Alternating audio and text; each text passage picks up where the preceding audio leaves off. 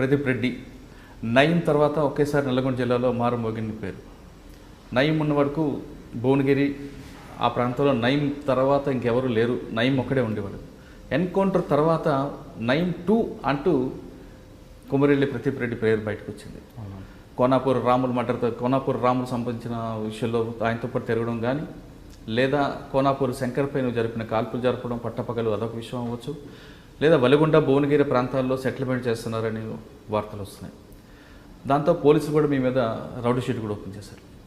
సాధారణంగా ఒక నేరస్తుడు అవ్వాలనుకుంటే ప్రతి వ్యక్తి కూడా పరిస్థితి ప్రభావం అవ్వచ్చు, 1, 2 ఆర్థిక అవసరాలు అవ్వచ్చు, 3 చెడు స్నేహం అవ్వచ్చు. మరి కొంతమంది సొసైటీలో కానీ ఆ గ్రామంలో కానీ అతని పేరు చెప్తే భయపడాలని కొంతమంది నేరాలు పడుతుంటారు, అంటే గుర్తింపు కోసం అవుతుంటారు. అంటే ఈ రకాల కారణాలు కనిపిస్తుంటాయి.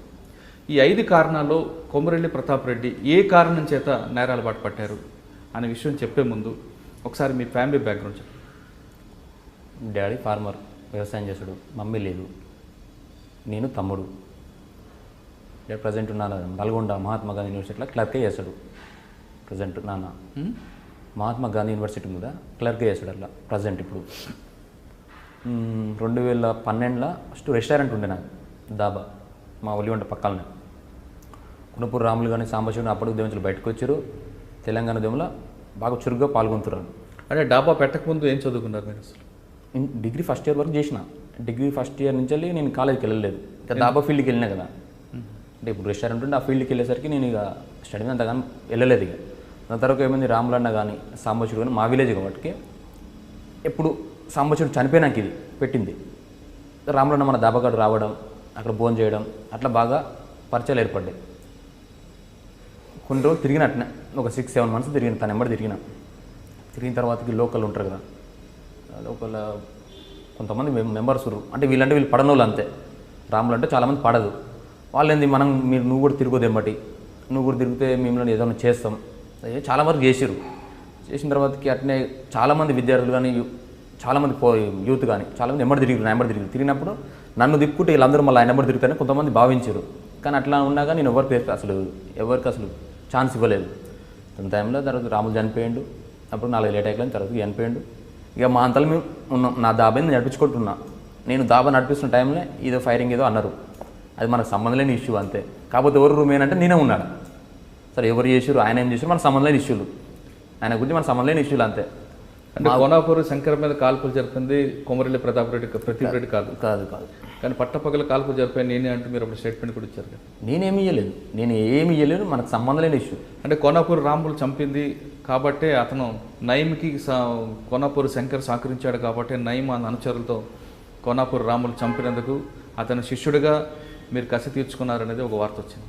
అట్లా వేయాలనుకుంటే రాములు బతుకున్నప్పుడు మేము ఏమైనా ఏదు, సాంబశివుని చంపినప్పుడు రాములు బతుకున్నప్పుడు ఏమైనా ఏదు. మనకు అప్పుడు అట్లా అంత నాలెడ్జ్ కూడా లేదు. అప్పుడు ఇట్లా చేయాలని తిరగాలని ఏమీ లేదు. కేవలం తిరుగుతున్నాం అంత ఎమ్మటి. ఇట్లాంటివి మనకు సంబంధం కాదు. ఎవరు చేసారు, ఆయనకి ఏమున్నాయో, తనకి ఏమి ఇష్యూలు మనకి. కోనాపూర్ రాములు బతుకున్నప్పుడే చేయాలనుకుంటే చేసేవాళ్ళు కానీ చేయలేదంటారు. చేయాలంటే అప్పుడే చేసుకుంటాం కదా, ఆయన ఉన్నప్పుడు చేయగలుగుతాం. కానీ సాంబశివుడు చనిపోయిన తర్వాత కోనాపూర్ రాములు సాంబశివుడు చంపిన వాళ్ళపై ప్రతీకారం తీర్చుకుంటారంటూ కొంతమంది తిరిగి ఒక గ్యాంగ్ ఫామ్ చేశారు. ఆ గ్యాంగ్లో మీరున్నారా? మన గ్యాంగ్ ఎప్పుడు ఫామ్ ఏం చేయలేదు. మామూలు చాలామంది అభిమానులు వస్తుండే, అట్లాంటి ఏం చేయలేదు. ఆయన కూడా ఏం చేయలేదు. లోపల ఏమైనా చేసినా మనకు అంతగానో లోపల తెలియదు. కానీ సాంబశివుడు చనిపోయిన తర్వాత రాములు వెనక నేను తిరిగాను మీరు చెప్తున్నారు. అవును. కోనాపూర్ రాములు కూడా నయీం చంపుతానంటూ ఇంటి ముందు పాములు విడిచిపెట్టడం అని చేశారు. అటువంటి ఘటనలు ఏమి గుర్తున్నాయి మీకు? అంటే నయీము కోనాపూర్ రాములకి ఏ విధంగా బెదిరించేవారు? ఊర్లో పాములు వదిలిపెట్టడం ఒకటి జరిగింది. హైదరాబాద్ లేడా మన స్వాగత్ గ్రాండ్ హోటల్ కాడ ఒక ఇన్సిడెంట్ జరిగింది నైట్లో. మనకు అంత తెలియదు, పొద్దున్న నైట్ లేని కానీ మార్నింగ్ తెలిసింది. ఒక సుమోలో ఒక 5-6 మంది వచ్చారని చంపనీకి గన్మెన్లు ఉండే కదా. అప్పుడు ఇది తప్పించుకున్నట్లు ఒక 4 జరిగింది. ఇట్లా 4 జరిగిన ఎప్పుడైనా కానీ త్రుట్లు తప్పించుకునేది అంతే. కొనుపూర్ రాములన్న త్రుట్లు తప్పించుకుండు, ఒక 5-6 సార్లు తప్పించుకుండు.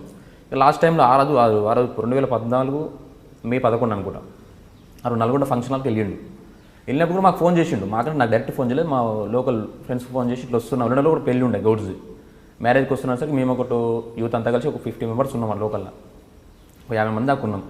ఉన్నాక కొద్దిసేపటికి అటాక్ అయిందంటే తెలిసింది. ఏమని ఇట్లా ఫైర్ అయింది అంటే ఇట్లాంటి 5-6 జరిగినాయి కదా, ఆల్రెడీ ఒక 5-6 జరిగిపోయినాయి ఇట్లాంటివి. ఏం కాదులే అనుకున్నాం. తర్వాత చూసి చనిపోయింది తెలిసింది. ఒక 15 రోజులు బాధపడ్డాం, చాలా బాధపడ్డాం. ఉంటే ఏంటంటే చాలామంది బాగుపడదు అని, ఆయనతో ఉంటే చాలామంది బాగుపడదు అని అనుకున్నాం. ఒక 10-15 రోజుల దాకా బాధపడ్డాం.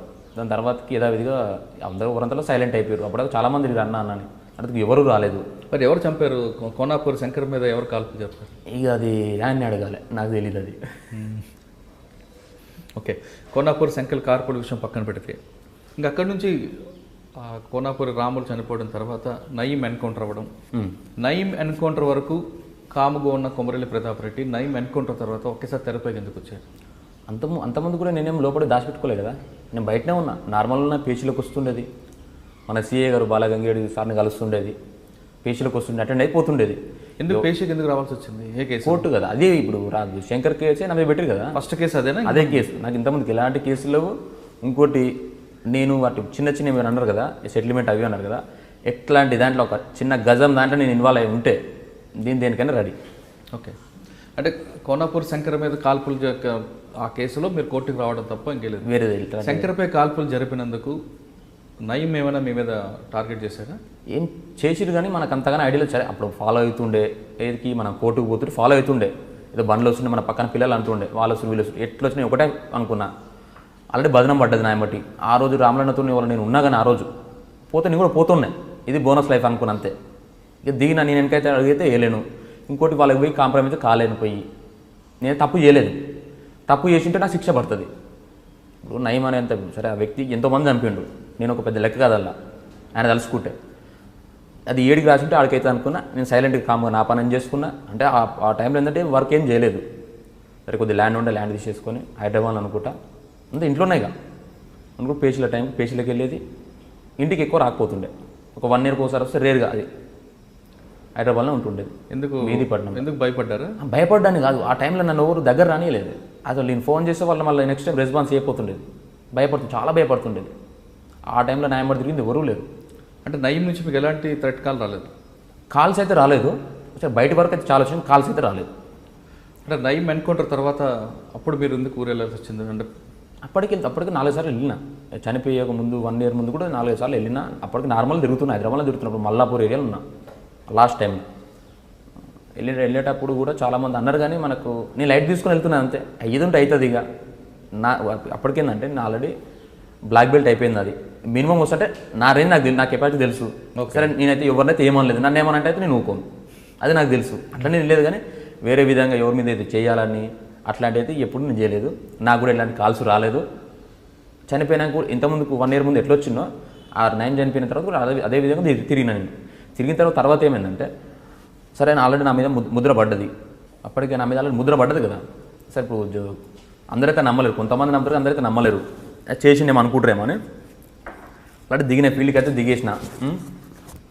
దాని తర్వాత మెల్లమెల్ల రాజకీయం అని బునిరెడ్డి పైలశేఖర్ రెడ్డి ఉండు, తనను కలవడం జరిగింది. తనకు కూడా తెలుసు ఎట్లాంటి వ్యక్తి అని గమనించిండు. గమనించిన తర్వాత కూడా నేను పోయినప్పుడు ఏమైనా పని ఉన్నా సరే సార్ నేను కూడా పని చేసా కలిసి అంటే కొన్ని మీటింగ్లో తిరిగినాం మేము కూడా. తిరిగిన తర్వాతకి 2017కు అప్పుడు ఒక ఇన్సిడెంట్ అయింది. ఇది కార్లో అవి కత్తులు గొడవలు దొరికినాయని. వాస్తవానికి నా స్కార్పియోలో నేను పోయినా, నేనేమైనా చేయాలంటే నేను పోను కదా. నేను వాస్తవానికి నేనేమైనా చేయాలంటే నేను పోను, చేయాలంటే చేపిస్తా ఓడుతున్నా.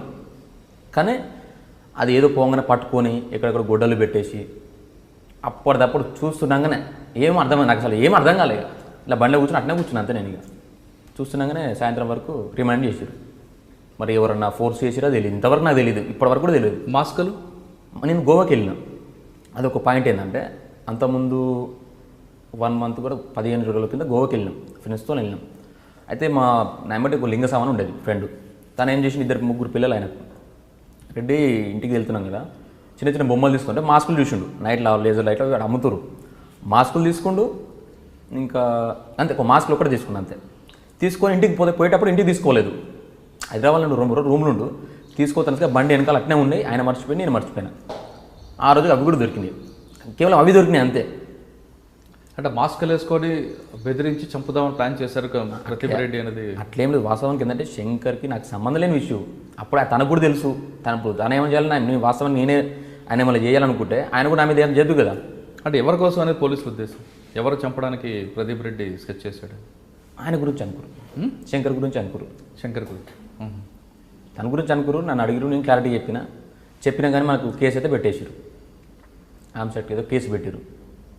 వెళ్ళిన 2 months ఉన్న లోపల బయటికి వచ్చిన ఎప్పటికీ నా మీద అలాంటి షీట్ ఓపెన్ చేశారు. ఎక్కడ అసలు వాస్తవానికి రౌడ్ షీట్ అంటే ఒకటి ఏంటంటేనా, రోడ్డు మీద పోయి జనాలను కొట్టి తీసుకోండు, పైసలు తీసుకోండు, షాపులలో బెదిరించుడు, ఏం లే అమాయకుల దగ్గర గుంజుకొని తినడు, అసలు అరాచకం చేస్తే వాళ్ళని రౌడ్ షీట్ అంటారు. అప్పుడు రౌడ్ షీట్ ఓపెన్ చేయాలి. నేను ఏం చేసిన అట్లాంటి నేనేం చేయలే కదా. వాస్తవానికి నా ఏమైనా తిన్నా కూర్చున్నా అంటే నా ల్యాండ్స్ని అమ్ముకుని, ఇప్పుడు నా లేకుండా నా ల్యాండ్ అమ్ముకొని తిన్నా కానీ ఇంకొకరి దగ్గర నేను ఒక 1 రూపీ కూడా తీసుకోలే, అప్పు కూడా తీసుకోలే. ఒక్కని బెదిరియరు. నా ఇంతవరకు చెప్తాను కదా, ఇట్లా మా వాళ్ళు చాలామంది ఫోన్ చేస్తారు, నాకు గిడ చిన్న సమస్య ఉంది ఫోన్ చేయంటే నేను అనేది నేను చిన్న సమస్యకి ఫోన్ చేసినా కానీ అది బెదిరించారు అంటారు నన్ను. ఆ బదనం నాకు వద్దు. వాస్తవానికి రౌడ్ షీట్ అంటే నేను ఏం రౌడ్ షీట్ చేసినా ఎట్లాంటి రౌడ్ షీట్ నేను చేయలేదు, ఎవరిని బెదిరియలేదు. కేవలం ఏంటంటే సాంబశివుడు రాములు పార్టీలో పనిచేసారు, తెలంగాణ ఉద్యమంలో పనిచేసారు. వాళ్ళు ఏంటంటే వాళ్ళు చాలామంది తిరిగిరు. సరే ఇప్పుడేమో సైలెంట్గా ఉండొచ్చు, చాలామంది తిరిగిరు. ఎందుకు తిరిగిరు? వీళ్ళు జనాల గురించి కొంచెం మంచి చేసిరని తిరుగురు. మా ఊరు మా ఏరియా కాబట్టి మేము కూడా తిరిగినాం. మా నల్గొండ ఏరియా కానీ కల్చర్ అట్లాంటి కల్చర్ అట్లా ఆడనే పుట్టాను నేను. ఆయన తర్వాత నాకు అవగాహన ఉంటుంది కదా, అట్లా తిరిగినా వేరే ఉద్దేశం పైసలు సంపాయాలని. వాస్తవానికి ఇప్పుడు కొనుపూరు రాములలో ఫ్యామిలీ ఉంది. ఆయన అనుకున్నారు అప్పుడు 1000 కోట్లు 2000 కోట్లు ఆడేదో మస్తు సంపాదించి అన్నారు. వాస్తవానికి వాళ్ళ దగ్గర ఒక సింగిల్ ఎన్పీ లేదు. ఇప్పుడు ప్రజెంట్ చిన్న సింగిల్ బెడ్రూమ్లు ఉంటారు వాళ్ళు. నేను రోజు చూసినా కూడా నాకు తెలుసు కదా, చూసినా కూడా నాకు తెలుసు వాళ్ళు ఎట్లా పరిస్థితుంది. బయట వాళ్ళు ఏమనుకుంటారు 1000 కోట్లు సెటిల్మెంట్ ఇవి చాలా చెప్తుంటారు.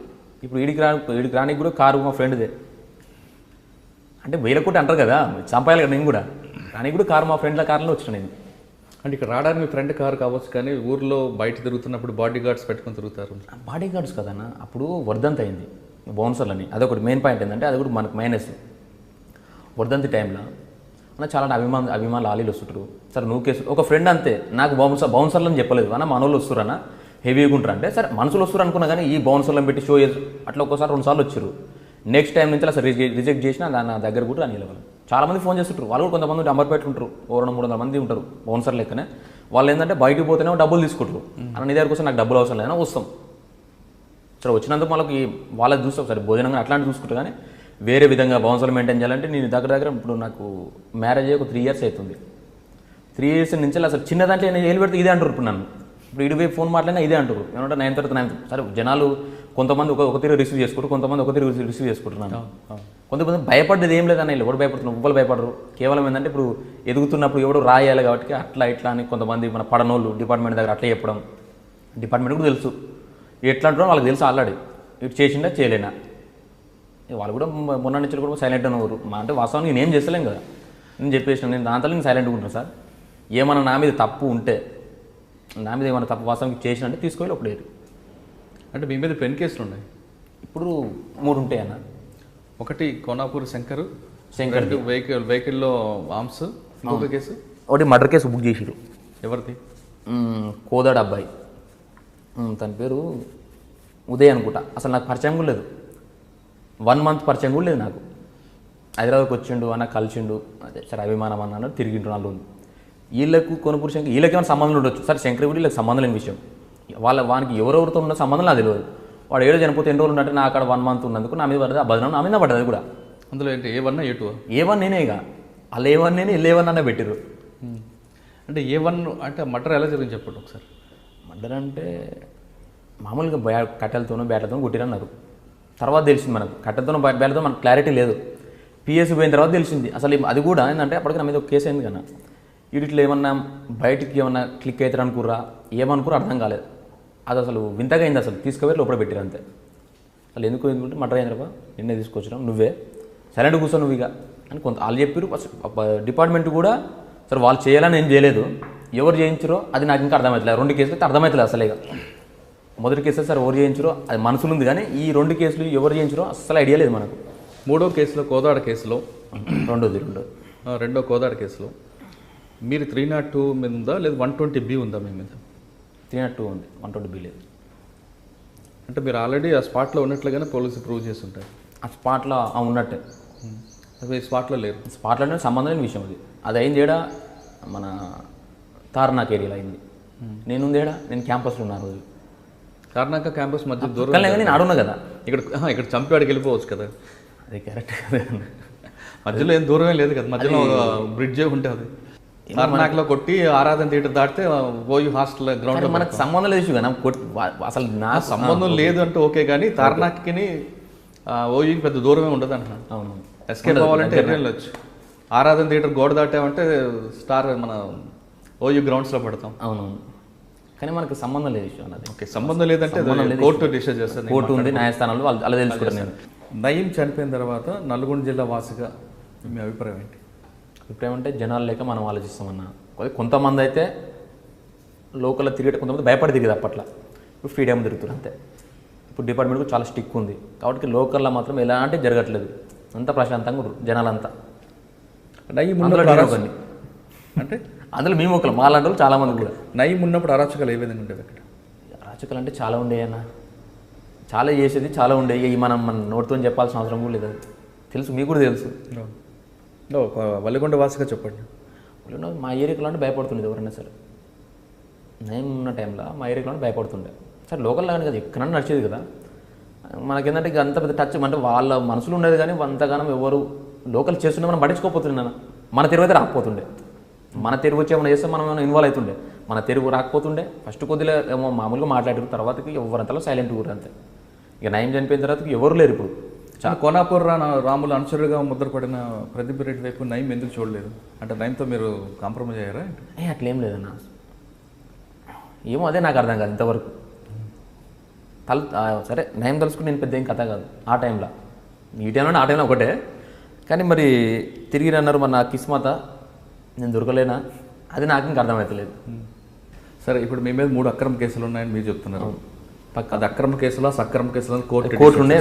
అవును, ఓకే. కానీ చాలామంది నేరస్తులు మీ ఫస్ట్లో అడిగిన క్వశ్చన్ ప్రకారం చాలామంది పబ్లిసిటీ కోసం నేరాలు పడుతుంటారు. మీరు ఈ పబ్లిసిటీ కోసం పట్టారా, అది ఆకస్మికంగా అందులో దిగిపోయారు ఊబిలోకి? అన్న ఎట్లా అంటే మీరు అన్నారు కదా, ఒకటే నేరాలు ఉంటే ఒకసారి బాధ అనిపిస్తుంది నాకు కూడా. సరే రాగానే ఫస్ట్ ఏమన్నా మీరు రౌడీ షీట్ అన్నారు. సరే వాసు వీడన్నా కానీ పిఎస్లో పోయినా అంటారు. మామూలుగా అది వాడు అంతే, అది రాగానే రౌడీ షీట్ అంటే ఆ షీట్ అంతే రౌడీజం చేసినా అనుకుంటారు. తెలిసిన వాళ్ళకి అర్థమైతే తెలియని వాళ్ళకి అర్థం కాదు అంతే. అయితే ఏంటంటే ఫస్ట్ టైంలో అసలు ఎట్లా ఊబిలోకి ఎట్లా మామూలుగా నేను చేసేది రియల్ ఎస్టేట్ చేసుకోవాలి. రియల్ ఎస్టేట్ ఉన్నా అప్పటికు మనకు దాబా ఉండేది, రెస్టారెంట్ ఉండేది. అది చిన్నగా నడిచేది. సార్ నెలకి ఎంత వచ్చిన ఇన్కమ్ వచ్చినా అది నడిచేది. అప్పటికి నా బ్లాక్ బెల్ట్ అయిపోయింది, కరెక్ట్ బ్లాక్ బెల్ట్ అయిపోయింది. నేను కూడా ఏమనుకున్నా అంటే ఆర్మీకి సెలెక్ట్, పిఎస్కి అంటే ఈ ఆర్మీలో బాగా ఇంట్రెస్ట్ ఉండే. అప్పటికి 3-4 ఈవెంట్స్కి వెళ్ళిపోయినా.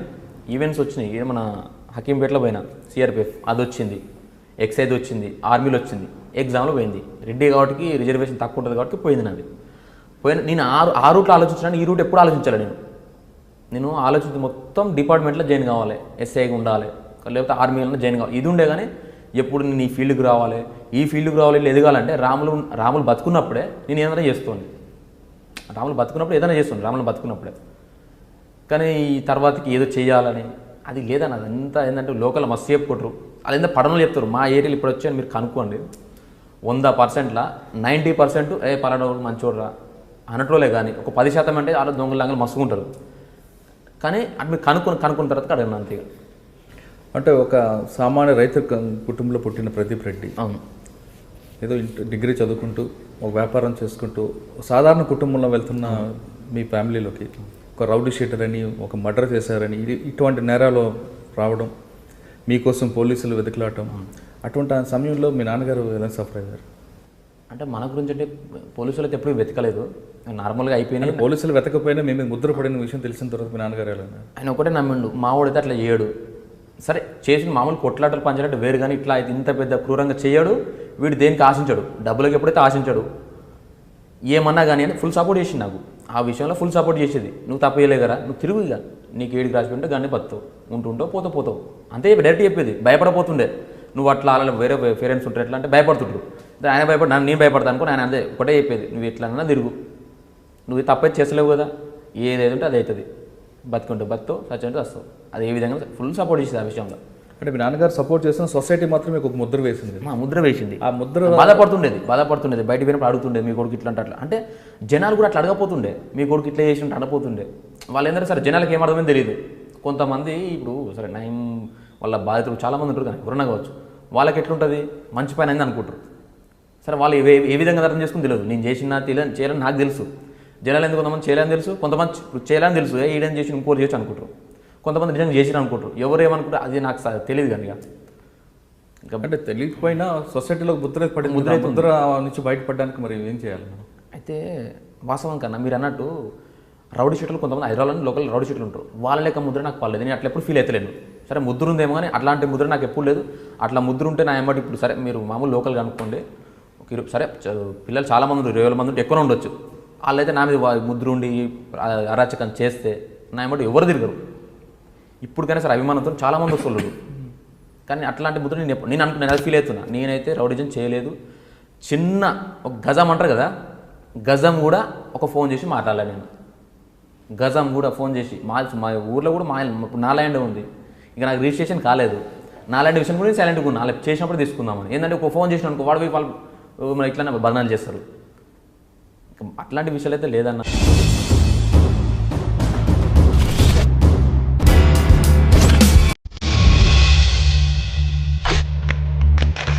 ప్రదీప్ రెడ్డిని హీరో చేయాలను, లేదా ప్రదీప్ రెడ్డి కార్యక్రమాలన్నీ అతన్ని హీరోగా చూపించాలనే ఉద్దేశం కాదు.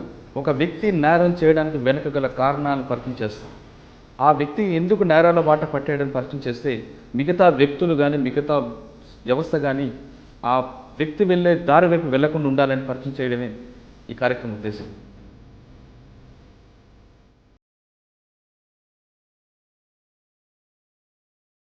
ప్రదీప్ రెడ్డి నైన్ తర్వాత ఒకేసారి నల్గొండ జిల్లాలో మారుమోగిన పేరు. కోనాపూర్ రాములు మాట్లాడుతూ కోనాపూర్ రాము సంబంధించిన విషయంలో ఆయనతో పాటు తిరగడం కానీ, లేదా కోనాపూర్ శంకర్పై జరిపిన కాల్పులు జరపడం పట్టపగలు అదొక విషయం అవ్వచ్చు, లేదా వలిగొండ భువనగిరి ప్రాంతాల్లో సెటిల్మెంట్ చేస్తున్నారని వార్తలు వస్తాయి. దాంతో పోలీసులు కూడా మీ మీద రౌడీ షీట్ కూడా ఓపెన్ చేస్తారు. 2012లో ఫస్ట్ రెస్టారెంట్ ఉండే నాకు, దాబా మా ఒలిగొండ పక్కన. రాములు మన దాబా కాడ రావడం, అక్కడ భోజనం చేయడం, అట్లా బాగా పరిచయాలు ఏర్పడ్డాయి.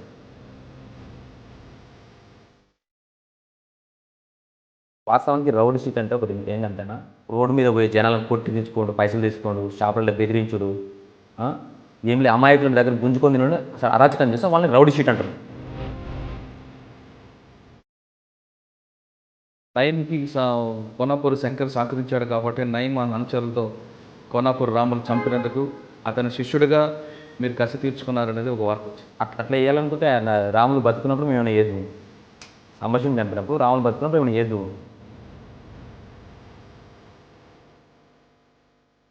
సాంబశివుడు చనిపోయిన తర్వాత రాములు వెనక నేను తిరిగాను మీరు చెప్తున్నాను. అవును, కోనాపూర్ రాములు కూడా నైన్ చంపుతానంటూ ఇంటి ముందు పాములు విడిచిపెట్టడం అనడం చేశారు. అటువంటి ఘటనలు ఏమి గుర్తున్నాయి?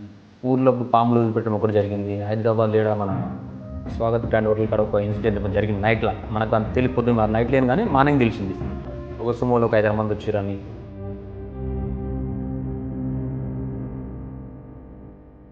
తర్వాత చూసి చనిపోయిందని తెలిసింది.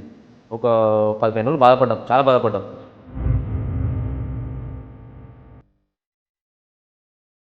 నైమ్ ఎన్కౌంటర్ వరకు కాముగా ఉన్న కొమరెల్లి ప్రతాప్ రెడ్డి నైమ్ ఎన్కౌంటర్ తర్వాత ఒకేసారి తెరపై ఎందుకు వచ్చారు? అంతమంది కూడా నేనేం లోపల దాచిపెట్టుకోలేదు కదా, నేను బయటనే ఉన్నా. నార్మల్గా నా పేజీలోకి వస్తుండేది, మన సిఏ గారు బాలగంగేడి సార్ని కలుస్తుండేది. శంకర్పై కాల్పులు జరిపినందుకు నైమ్ ఏమైనా మీ మీద టార్గెట్ చేశారు? నేను ఒకటే అనుకున్నా, ఆల్రెడీ బదనం పడ్డది నా బట్టి. ఆ రోజు రామలన్నతో ఎవరు నేను ఉన్నా కానీ ఆ రోజు పోతే నేను కూడా పోతున్నాయి, ఇది బోనస్ లైఫ్ అనుకున్నా అంతే. నేను వాస్తవానికి నేను ఏమైనా చేయాలంటే నేను పోను, చేయాలంటే చేపిస్తే ఓడుతున్నా. కానీ పట్టరు ఎలా జరిగింది? మామూలుగా కట్టెలతో బ్యాకతో కొట్టినన్నారు. తర్వాత తెలిసింది మనకు కట్టెలతో బ్యాకతో మనకు క్లారిటీ లేదు. పిఎస్సి పోయిన తర్వాత తెలిసింది అసలు అది కూడా ఏంటంటే అప్పటికి నా మీద కేసు అయింది కదా. నైమ్ చనిపోయిన తర్వాత నల్గొండ జిల్లా వాసిగా మీ అభిప్రాయం? అంతా ప్రశాంతంగా ఉంటారు జనాలంతా, అందులో మేము ఒకరు మాలాంటారు చాలామంది. చాలామంది పబ్లిసిటీ కోసం నేరాలు పాటుపడుతుంటారు. మీరు ఈ పబ్లిసిటీ కోసం పట్టారా, అది ఆకస్మికంగా అందులో దిగిపోయారు ఊబిలోకి? మామూలుగా అది వాడంతే, అది రాగానే రౌడీ షీట్ అంటే ఆ సీట్ అంతే రౌడీజం చేసిన అనుకుంటారు. తెలిసిన వాళ్ళకి అర్థమైతే తెలియని వాళ్ళకి అర్థం కాదు అంతే. అయితే ఏంటంటే రౌడీ షీటర్ అని, ఒక మర్డర్ చేశారని, ఇటువంటి నేరాలు రావడం మీకోసం పోలీసులు వెతుకులాటం, అటువంటి ఆ సమయంలో మీ నాన్నగారు ఎలా సఫర్ అయ్యారు? ఆయన ఒకటే నమ్మిండు, మా వాడైతే అట్లా చేయడు. ఆ విషయంలో ఫుల్ సపోర్ట్ చేసేది. నువ్వు తప్పు చేయలే కదా, నువ్వు తిరుగు, ఇక నీకు ఏడికి రాసి ఉంటే గన్ని పత్తావు, ఉంటుంటావు పోతావు. సొసైటీలో ముద్ర పడింది, ముద్ర నుంచి బయటపడడానికి మరి ఏం చేయాలి? రౌడీ షీట్లు కొంతమంది హైదరాబాద్ లోకల్ రౌడీ షీట్లు ఉంటారు, వాళ్ళ లెక్క ముద్ర నాకు పర్లేదు. నేను అట్లా ఎప్పుడు ఫీల్ అవుతలేను. సరే ముద్ర ఉందేమో కానీ అట్లాంటి ముద్ర నాకు ఎప్పుడు లేదు. కోనాపూర్ శంకర్పై కాల్పులు జరపడం కేసులతో పాటు ఇన్నోవా కారులో ఆర్మ్స్ దొరకడం, గోదావరిలో మర్డర్ కేసు, ఈ 3 కేసుల్లో జైలుకి వెళ్ళినప్పుడు అప్పుడు జైలు జీవితం ఏమనిపించింది? పోయిన తర్వాత చీపులు పట్టుకున్న దూకమన్నారు, బాత్రూమ్ కడగమన్నారు. నేను ఇప్పుడు ఈ బాత్రూమ్ కడిగిన ఈ చీపురుతో నువ్వేమైనా ఊకినా లోపల ఏమైనా పని చేసినా కానీ నిజంగా తప్పు చేసిన అవుతా. ఒక గంటన్నర మొత్తం మా ఇద్దరికి ఆర్గ్యుమెంట్ అయింది, నాకు వాళ్ళ వాడని ఉంటాడు.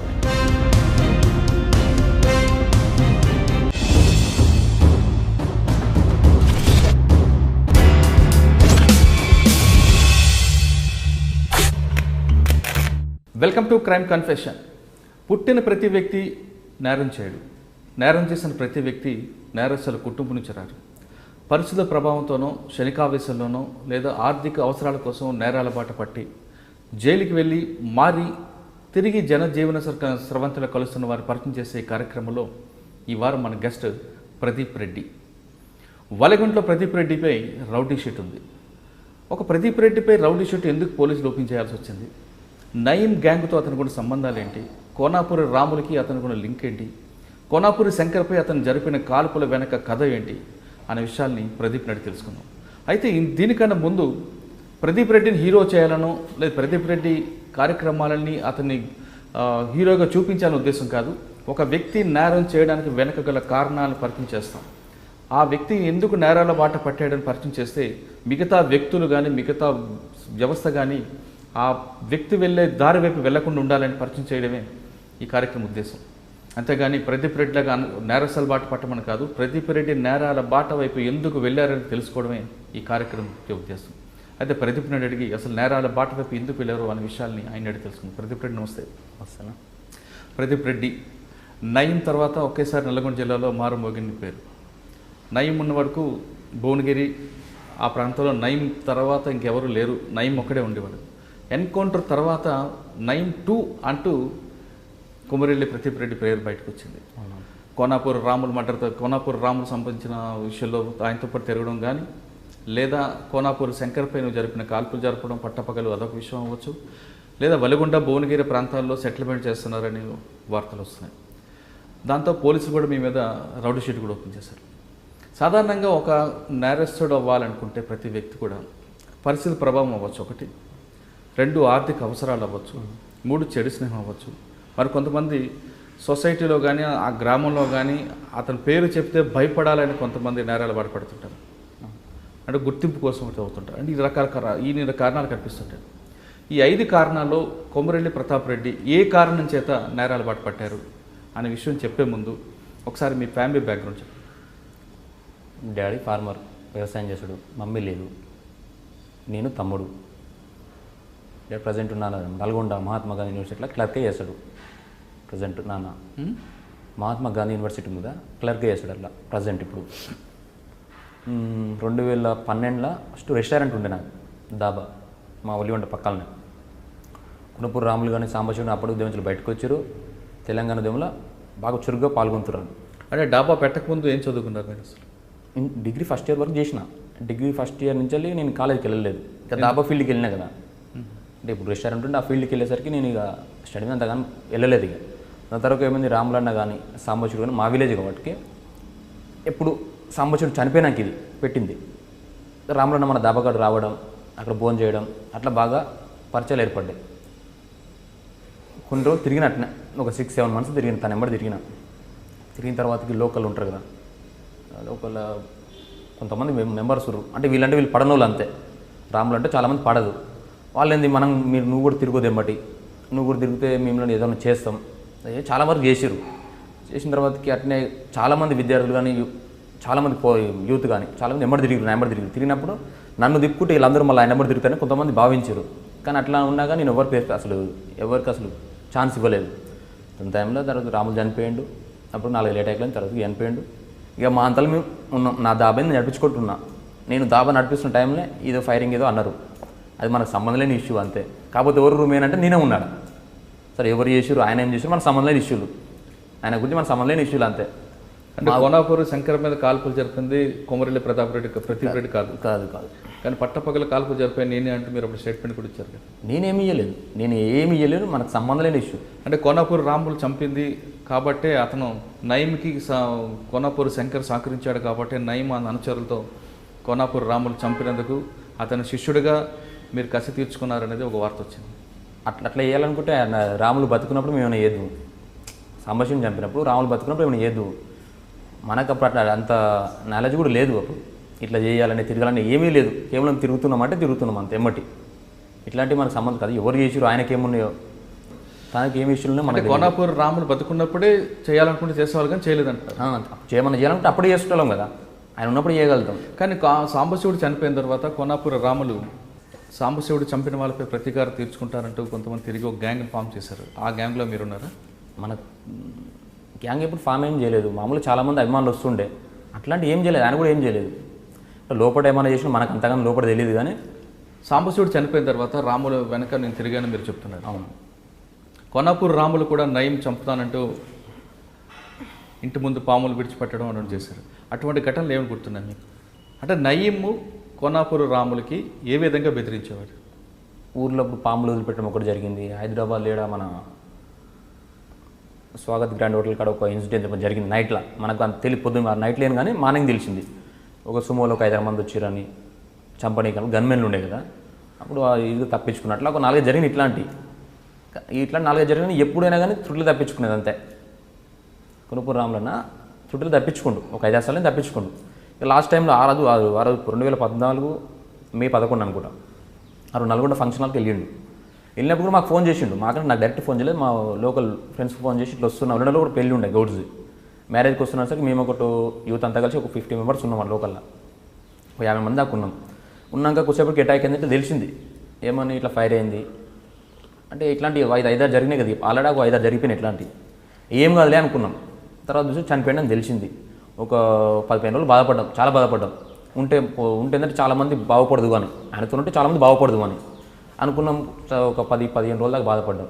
దాని తర్వాతకి యథావిధిగా ఊరంతలో సైలెంట్ అయిపోయారు. అప్పుడు చాలామంది అన్నా అని అందుకు ఎవరు రాలేదు. మరి ఎవరు చంపారు?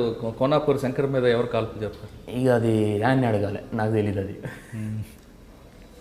ఓకే, కోనాపూర్ శంకర్ కార్పొడ్ విషయం పక్కన పెడితే ఇంకా అక్కడి నుంచి కోనాపూర్ రాములు చనిపోవడం తర్వాత నయీం ఎన్కౌంటర్ అవ్వడం, నయీం ఎన్కౌంటర్ వరకు కాముగా ఉన్న కొమరెల్లి ప్రతాప్ రెడ్డి నయీం ఎన్కౌంటర్ తర్వాత ఒకేసారి తెరపైకి ఎందుకు వచ్చారు? అంతమంది కూడా నేనేం లోపల దాచిపెట్టుకోలే కదా, నేను బయటనే ఉన్నా. నార్మల్గా పేచీలోకి వస్తుండేది. మన సిఏ గారు బాలగంగేడి సార్ని కలుస్తుండేది, పేచీలోకి వస్తుండే, అటెండ్ అయిపోతుండేది. ఎందుకు పేషీకి ఎందుకు రావాల్సి వచ్చింది? ఏ కేసు? కోర్టు కదా అది. ఇప్పుడు శంకర్ కేసే నా మీద పెట్టారు కదా, ఫస్ట్ కేసు అదేనా? అదే కేసు. నాకు ఇంతమందికి ఎలాంటి కేసులు. ఇంకోటి నేను వాటి చిన్న మీరు అన్నారు కదా సెటిల్మెంట్ అవి అన్నారు కదా, ఎట్లాంటి దాంట్లో ఒక చిన్న గజం దాంట్లో నేను ఇన్వాల్వ్ అయి ఉంటే దేనికైనా రెడీ. ఓకే, అంటే కోనాపూర్ శంకర్ మీద కాల్పులు ఆ కేసులో మీరు కోర్టుకు రావడం తప్ప ఇంకేలేదు. వేరేది శంకర్పై కాల్పులు జరిపినందుకు నయీం ఏమైనా మీ మీద టార్గెట్ చేశారా? ఏం చేసిరు కానీ మనకు అంతగానే ఐడియాలో అప్పుడు ఫాలో అవుతుండే. ఏదికి మనం కోర్టుకు పోతుంటే ఫాలో అవుతుండే. ఏదో బండ్లు వస్తుండే, మన పక్కన పిల్లలు అంటుండే వాళ్ళు వస్తారు వీళ్ళు వస్తారు. ఎట్లా వచ్చినాయి ఒకటే అనుకున్నా. ఆల్రెడీ బదనం పడ్డది నా బట్టి. ఆ రోజు రామలన్నతో వాళ్ళు నేను ఉన్నా కానీ ఆ రోజు పోతే నేను కూడా పోతున్నాయి. ఇది బోనస్ లైఫ్ అనుకున్నా అంతే. ఇక దిగిన నేను వెనకైతే అడిగితే వేయలేను. ఇంకోటి వాళ్ళకి పోయి కాంప్రమైజ్ కాలేను. పోయి నేను తప్పు చేయలేదు. తప్పు చేసింటే నాకు శిక్ష పడుతుంది. ఇప్పుడు నయీం అనే అంత సరే ఆ వ్యక్తి ఎంతోమంది చంపిండు. నేను ఒక పెద్ద లెక్క కాదల్లా ఆయన తలుసుకుంటే. అది 7కి రాసింటే ఆడికైతే అనుకున్నా. నేను సైలెంట్గా కామ్గా నా పని చేసుకున్నా. అంటే ఆ టైంలో ఏంటంటే వర్క్ ఏం చేయలేదు. సరే కొద్ది ల్యాండ్ ఉండే ల్యాండ్ తీసేసుకొని హైదరాబాద్ అనుకుంటా అంతే ఇంట్లోనే ఇక అనుకో. పేషీలకు వెళ్ళేది. ఇంటికి ఎక్కువ రాకపోతుండే. ఒక 1 ఇయర్కి ఒకసారి వస్తే రేరుగా అది హైదరాబాద్లో ఉంటుండేది. ఎందుకు వీధిపట్నం? ఎందుకు భయపడ్డారా? భయపడ్డాను కాదు, ఆ టైంలో నన్ను ఎవరు దగ్గర రానియలేదు. అసలు నేను ఫోన్ చేస్తే వాళ్ళు మళ్ళీ నెక్స్ట్ టైం రెస్పాన్స్ చేయకపోతుండేది. చాలా భయపడుతుండేది. ఆ టైంలో నా ఎంబడి తిరిగింది ఎవరూ లేరు. అంటే నయీం నుంచి మీకు ఎలాంటి థ్రెట్ కాల్ రాలేదు?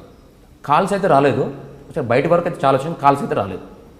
అంటే నయీం ఎన్కౌంటర్ తర్వాత అప్పుడు మీరు ఎందుకు ఊరు వెళ్ళాల్సి వచ్చింది? అంటే అప్పటికి 4 సార్లు వెళ్ళినా. చనిపోయే ముందు 1 ఇయర్ ముందు కూడా 4 సార్లు వెళ్ళినా. అప్పటికి నార్మల్ తిరుగుతున్నా, హైదరాబాద్లో తిరుగుతున్నప్పుడు మల్లాపూర్ ఏరియాలో ఉన్నా. లాస్ట్ టైం వెళ్ళేటప్పుడు కూడా చాలామంది అన్నారు, కానీ మనకు నేను లైట్ తీసుకొని వెళ్తున్నాను అంతే, అయ్యేది ఉంటే అవుతుంది ఇక. నా అప్పటికేందంటే నేను ఆల్రెడీ బ్లాక్ బెల్ట్ అయిపోయింది. అది మినిమం వస్తుంటే నా రేంజ్ నా కెపాసిటీ తెలుసు. సరే నేనైతే ఎవరినైతే ఏమనలేదు, నన్ను ఏమనంటే అయితే నేను ఊకోను, అది నాకు తెలుసు. అట్లా నేను లేదు, కానీ వేరే విధంగా ఎవరి మీద అయితే చేయాలని అట్లాంటివి అయితే ఎప్పుడు నేను చేయలేదు. నాకు కూడా ఇలాంటి కాల్స్ రాలేదు. చనిపోయినాక కూడా ఇంతకుముందుకు 1 year ముందు ఎట్లా వచ్చిందో ఆ నైన్ చనిపోయిన తర్వాత కూడా అదే విధంగా తిరిగిన నేను. తిరిగిన తర్వాత ఏమైందంటే, సరే ఆల్రెడీ నా మీద ముద్ర పడ్డది. అప్పటికే నా మీద ఆల్రెడీ ముద్ర పడ్డది కదా. సరే ఇప్పుడు అందరైతే నమ్మలేరు, కొంతమంది నమ్ముతారు, అందరైతే నమ్మలేరు. చేసి నేను అనుకుంటారేమో అని అలాంటి దిగిన ఫీల్డ్కి అయితే దిగేసిన. దాని తర్వాత మెల్లమెల్ల రాజకీయం అని భువనగిరి పైలే శేఖర్ రెడ్డి ఉండు, తను కలవడం జరిగింది. తనకు కూడా తెలుసు ఎట్లాంటి వ్యక్తి అని గమనించిండు. గమనించిన తర్వాత తన కూడా నేను పోయినప్పుడు ఏమైనా పని ఉన్నా సరే సార్ నేను కూడా పని చేశా కలిసి అంటే కొన్ని మీటింగ్లు తిరిగినాం మేము కూడా. తిరిగిన తర్వాతకి 2017కు అప్పుడు ఒక ఇన్సిడెంట్ అయింది. ఇది కార్లో అవి కత్తులు గొడవలు దొరికినాయని. వాస్తవానికి నా స్కార్పియోలో నేను పోయినా, నేనేమైనా చేయాలనుకున్నా నేను పోను కదా. నేను వాస్తవానికి నేనేమైనా చేయాలంటే నేను పోను, చేయాలంటే చేపిస్తా ఓడుతున్నా. కానీ అది ఏదో పోగానే పట్టుకొని ఎక్కడెక్కడ గొడ్డలు పెట్టేసి అప్పటిదప్పుడు చూస్తున్నాగానే ఏం అర్థమైంది నాకు, అసలు ఏం అర్థం కాలేదు. ఇలా బండిలో కూర్చొని అట్నే కూర్చున్నా అంతే. నేను ఇక చూస్తున్నాగానే సాయంత్రం వరకు రిమైండ్ చేశారు. మరి ఎవరన్నా ఫోర్స్ చేసిరా తెలియదు, ఇంతవరకు నాకు తెలియదు, ఇప్పటివరకు కూడా తెలియదు. మాస్కులు నేను గోవాకి వెళ్ళినా. అదొక పాయింట్ ఏంటంటే, అంతకుముందు 1 month కూడా 15 రోజుల కింద గోవాకి వెళ్ళినాం, ఫ్రెండ్స్తో వెళ్ళినాం. అయితే మా నమ్మటి ఒక లింగసామని ఉండేది ఫ్రెండ్. తను ఏం చేసి 2-3 పిల్లలు ఆయనకు. రెడ్డి ఇంటికి వెళ్తున్నాం కదా, చిన్న చిన్న బొమ్మలు తీసుకుంటే మాస్కులు చూసిండు. నైట్లో లేజర్ లైట్లో అమ్ముతారు, మాస్కులు తీసుకుండు. ఇంకా అంతే, ఒక మాస్కులు ఒకటి తీసుకున్నా అంతే. తీసుకొని ఇంటికి పోయేటప్పుడు ఇంటికి తీసుకోలేదు. హైదరాబాద్లో రూమ్లు ఉండు తీసుకోతాను, బండి వెనకాల అట్నే ఉన్నాయి. ఆయన మర్చిపోయి నేను మర్చిపోయినా. ఆ రోజు అవి కూడా దొరికినాయి, కేవలం అవి దొరికినాయి అంతే. అంటే మాస్కులు వేసుకొని బెదిరించి చంపుదామని ప్లాన్ చేశారు ప్రతిభ రెడ్డి అనేది. అట్లేం లేదు. వాస్తవానికి ఏంటంటే శంకర్కి నాకు సంబంధం లేని విషయం. అప్పుడు తనకు కూడా తెలుసు. తను ఏమైనా చేయాలని నేను వాస్తవానికి నేనే ఆయన ఏమైనా చేయాలనుకుంటే ఆయన కూడా నా మీద ఏమైనా చేయదు కదా. అంటే ఎవరి కోసం అనేది పోలీసుల ఉద్దేశం, ఎవరు చంపడానికి ప్రదీప్ రెడ్డి స్కెచ్ చేశాడు? ఆయన గురించి అనుకోరు, శంకర్ గురించి అనుకోరు. శంకర్ గురించి తన గురించి అనుకోరు. నన్ను అడిగిరు, నేను క్లారిటీ చెప్పినా కానీ మనకు కేసు అయితే పెట్టేశారు. ఆమ్సెట్ ఏదో కేసు పెట్టారు. వెళ్ళిన 2 months ఉన్న లోపల బయటికి వచ్చిన ఎప్పటికీ నా మీద అలాంటి షీట్ ఓపెన్ చేశారు. ఎక్కడ అసలు వాస్తవానికి రౌడ్ షీట్ అంటే ఒకటి ఏంటంటేనా, రోడ్డు మీద పోయి జనాలను కొట్టి తీసుకోండు, పైసలు తీసుకున్నాడు, షాపులలో బెదిరించుడు, ఏం లే అమాయకుల దగ్గర గుంజుకొని తినడు, అసలు అరాచకం చేస్తే వాళ్ళని రౌడ్ షీట్ అంటారు. అప్పుడు రౌడ్ షీట్ ఓపెన్ చేయాలి. నేనేం చేసిన అట్లాంటి నేనేం చేయలే కదా. వాస్తవానికి నా ఏమైనా తిన్నా కూర్చున్నా అంటే నా ల్యాండ్స్ని అమ్ముకుని, ఇప్పుడు నా లేకుండా నా ల్యాండ్ అమ్ముకొని తిన్నా కానీ ఇంకొకరి దగ్గర నేను ఒక 1 రూపీ కూడా తీసుకోలే, అప్పు కూడా తీసుకోలే. ఒక్కరిని బెదిరియలు నా ఇంతవరకు చెప్తాను కదా. ఇట్లా మా వాళ్ళు చాలామంది ఫోన్ చేస్తారు, నాకు గిడ చిన్న సమస్య ఉంది ఫోన్ చేయంటే నేను అనేది నేను చిన్న సమస్య ఫోన్ చేసినా కానీ అది బెదిరించారు అంటారు నన్ను. ఆ బదనం నాకు వద్దు. వాస్తవానికి రౌడ్ షీట్ అంటే నేను రౌడ్ షీట్ చేసిన, ఎట్లాంటి రౌడ్ షీట్ నేను చేయలేదు, ఎవరిని బెదిరియలేదు. కేవలం ఏంటంటే సాంబశివుడు రాములు పార్టీలో పనిచేసారు, తెలంగాణ ఉద్యమంలో పనిచేసారు. వాళ్ళు ఏంటంటే వాళ్ళు చాలామంది తిరిగారు. సరే ఇప్పుడేమో సైలెంట్గా ఉండి వచ్చినప్పుడు చాలామంది తిరిగారు. ఎందుకు తిరిగారు? వీళ్ళు జనాల గురించి కొంచెం మంచి చేసిరని తిరుగురు. మా ఊరు మా ఏరియా కాబట్టి మేము కూడా తిరిగినాం. మా నల్గొండ ఏరియా కానీ కల్చర్ అట్లాంటి కల్చర్ అట్లా ఆడనే పుట్టాను నేను. ఆయన తర్వాత నాకు అవగాహన ఉంటుంది కదా. అట్లా తిరిగినా వేరే ఉద్దేశం పైసలు సంపాయాలని. వాస్తవానికి ఇప్పుడు కొనుపూరు రాములలో ఫ్యామిలీ ఉంది. ఆయన అనుకున్నారు అప్పుడు 1000 కోట్లు 2000 కోట్లు ఆడ మస్తు సంపాదించి అన్నారు. వాస్తవానికి వాళ్ళ దగ్గర సింగిల్ ఎన్పీ లేదు. ఇప్పుడు ప్రజెంట్ చిన్న సింగిల్ బెడ్రూమ్లు ఉంటారు వాళ్ళు. నేను రోజు చూసినా కూడా నాకు తెలుసు కదా. చూసినా కూడా నాకు తెలుసు వాళ్ళు ఎట్లా పరిస్థితుందో. బయట వాళ్ళు ఏమనుకుంటారు 1000 కోట్లు సెటిల్మెంట్లు ఇవి చాలా చెప్తుంటారు. ఇప్పుడు ఈడికి రానికి కూడా కారు మా ఫ్రెండ్దే. అంటే 1000 కోట్లు అంటారు కదా, సంపాయాలి కదా. నేను కూడా రానికి కూడా కారు మా ఫ్రెండ్ల కార్లో వచ్చిన నేను. అంటే ఇక్కడ రావడానికి మీ ఫ్రెండ్ కారు కావచ్చు, కానీ ఊర్లో బయట తిరుగుతున్నప్పుడు బాడీ గార్డ్స్ పెట్టుకొని తిరుగుతారు. బాడీ గార్డ్స్ కదన్న, అప్పుడు వర్ధంతి అయింది బౌన్సర్లని. అదొకటి మెయిన్ పాయింట్ ఏంటంటే అది కూడా మనకు మైనస్. వర్ధంతి టైంలో అన్న చాలా అభిమానులు ఆలీలు వస్తుంటారు. సరే నువ్వు కేసు ఒక ఫ్రెండ్ అంతే నాకు బౌన్సర్లని చెప్పలేదు అన్న, మనోళ్ళు వస్తురన్నా హెవీగా ఉంటారు అంటే సరే మనుషులు వస్తారు అనుకున్నా కానీ ఈ బౌన్సర్లను పెట్టి షో చేసి అట్లా ఒక్కోసారి 2 సార్లు వచ్చారు. నెక్స్ట్ టైం నుంచి అసలు రిజెక్ట్ చేసినా నా దగ్గర కూడా రాని వాళ్ళు చాలామంది ఫోన్ చేస్తుంటారు. వాళ్ళు కూడా కొంతమంది అంబర్పేట ఉంటారు, 200-300 మంది ఉంటారు బౌన్సర్ లెక్కనే. వాళ్ళు ఏంటంటే బయటకు పోతేనే డబ్బులు తీసుకుంటారు. అన్న నీ దగ్గర కోసం నాకు డబ్బులు అవసరం లేదని వస్తాం. సరే వచ్చినందుకు వాళ్ళకి వాళ్ళకి చూస్తాం సరే భోజనంగా అట్లాంటి చూసుకుంటారు. కానీ వేరే విధంగా బౌన్సర్లు మెయింటైన్ చేయాలంటే నేను దగ్గర ఇప్పుడు నాకు మ్యారేజ్ అయ్యి ఒక 3 years అవుతుంది. 3 years నుంచి అసలు చిన్న దాంట్లో నేను ఏలు పెడితే ఇదే అంటారు. ఇప్పుడు నన్ను ఇప్పుడు ఇటువైపు ఫోన్ మాట్లాడినా ఇదే అంటారు. ఏమంటే 9 తర్వాత 9 సరే జనాలు కొంతమంది ఒక తీరు రిసీవ్ చేసుకుంటారు, కొంతమంది ఒక తీరు రిసీవ్ చేసుకుంటున్నాను. కొంతమంది భయపడ్డది ఏం లేదన్న, ఎవరు భయపడుతున్నారు, ఎవ్వరు భయపడరు. కేవలం ఏంటంటే ఇప్పుడు ఎదుగుతున్నప్పుడు ఎవరు రాయాలి కాబట్టి అట్లా ఇట్లా అని కొంతమంది మన పడనోళ్ళు డిపార్ట్మెంట్ దగ్గర అట్లా చెప్పడం, డిపార్ట్మెంట్ కూడా తెలుసు ఎట్లా అంటారో వాళ్ళకి తెలుసు ఆల్రెడీ, ఇటు చేసిందా చేయలేనా. వాళ్ళు కూడా మొన్న నుంచి కూడా సైలెంట్ అనేవారు. అంటే వాస్తవానికి నేను ఏం చేస్తలేం కదా, నేను చెప్పేసిన నేను దాంతో నేను సైలెంట్గా ఉంటాను సార్. ఏమన్నా నా మీద తప్పు ఉంటే, నా మీద ఏమైనా తప్పు వాస్తవానికి చేసిన అంటే తీసుకొని ఒకటి. అంటే మీ మీద పెన్ కేసులు ఉన్నాయి ఇప్పుడు 3 ఉంటాయి అన్న. ఒకటి కోనాపూర్ శంకర్ వెహికల్లో ఆర్మ్స్, ఇంకొక కేసు ఒకటి మర్డర్ కేసు బుక్ చేసిరు. ఎవరిది? కోదాడు అబ్బాయి, తన పేరు ఉదయ్ అనుకుంటా. అసలు నాకు పరిచయం కూడా లేదు, 1 మంత్ పరిచయం కూడా లేదు నాకు. హైదరాబాద్కి వచ్చిండు అన్న, కలిసిండు, అదే సరే అభిమానం అన్నాడు, తిరిగిండు 4 రోజులు. వీళ్ళకు కొనుపూరు శంకర్ వీళ్ళకి ఏమైనా సంబంధం ఉండొచ్చు సరే, శంకర్ కూడా వీళ్ళకి సంబంధం లేని విషయం. వానికి ఎవరెవరితో ఉన్న సంబంధం నాకు తెలియదు. వాడు ఏడో చనిపోతే ఎన్ని రోజులు ఉన్నట్టు నా అక్కడ 1 మంత్ ఉన్నందుకు నా మీద పడుతుంది, ఆ బదనం నా మీద పడ్డది. అది కూడా అందులో ఏంటి A1 A2? A1 నేనే, ఇక వాళ్ళు A1 నేనే, A1 అన్న పెట్టిర్రు. అంటే A1 అంటే మర్డర్ ఎలా జరిగింది చెప్పండి ఒకసారి. మర్డర్ అంటే మామూలుగా కట్టెలతోనో బ్యాట్లతోనో కొట్టిరన్నారు. తర్వాత తెలిసింది మనకు, కట్టెలతోనో బ్యాట్లతో మనకు క్లారిటీ లేదు. పిఎస్ పోయిన తర్వాత తెలిసింది. అసలు అది కూడా ఏంటంటే అప్పటికి నా మీద ఒక కేసు అయింది కన్నా, వీటిలో ఏమన్నా బయటికి ఏమన్నా క్లిక్ అవుతారు అనుకుర్రా, ఏమనుకురా అర్థం కాలేదు. అది అసలు వింతగా అయింది. అసలు తీసుకుపోయి లోపల పెట్టారు అంతే. అసలు ఎందుకంటే మర్డర్ అయిందిరా, నిన్నే తీసుకొచ్చినాం, నువ్వే సైలెంట్ కూర్చో నువ్వు ఇక అని కొంత వాళ్ళు చెప్పారు. డిపార్ట్మెంట్ కూడా సరే వాళ్ళు చేయాలని ఏం చేయలేదు, ఎవరు చేయించారో అది నాకు ఇంకా అర్థమవుతలేదు. 2 కేసులు అయితే అర్థమవుతలేదు అసలు. ఇక మొదటి కేసు సార్ ఎవరు చేయించారో అది మనసులో ఉంది, కానీ ఈ 2 కేసులు ఎవరు చేయించారో అసలు ఐడియా లేదు మనకు. 3వ కేసులో కోదాడ కేసులో, రెండో కోదాడ కేసులో మీరు 302 మీద ఉందా లేదా 120B ఉందా మీ మీద? 302 ఉంది, 120B లేదు. అంటే మీరు ఆల్రెడీ ఆ స్పాట్లో ఉన్నట్లుగానే పోలీసు ప్రూవ్ చేసి ఉంటారు. ఆ స్పాట్లో ఉన్నట్టే, స్పాట్లో లేరు. స్పాట్లోనే సంబంధం లేని విషయం అది. అది అయింది ఏడా మన తార్నాక్ ఏరియాలో అయింది. నేను క్యాంపస్లో ఉన్నా రోజు. తార్నాక క్యాంపస్ మధ్య దూరం కానీ నేను ఆడున్నా కదా, ఇక్కడ చంపేవాడికి వెళ్ళిపోవచ్చు కదా. అది కరెక్ట్ కదా, మధ్యలో ఏం దూరమే లేదు కదా, మధ్యలో బ్రిడ్జే ఉంటుంది. తార్నాక్లో కొట్టి ఆరాధన థియేటర్ దాటితే ఓయూ హాస్టల్ గ్రౌండ్. మనకు సంబంధం లేదు కదా, అసలు నా సంబంధం లేదు అంటే ఓకే, కానీ తార్నాక్కి ఓయూకి పెద్ద దూరమే ఉండదు అంటున్నా. అవును, ఎస్కేప్ అవ్వాలంటే వెళ్ళొచ్చు.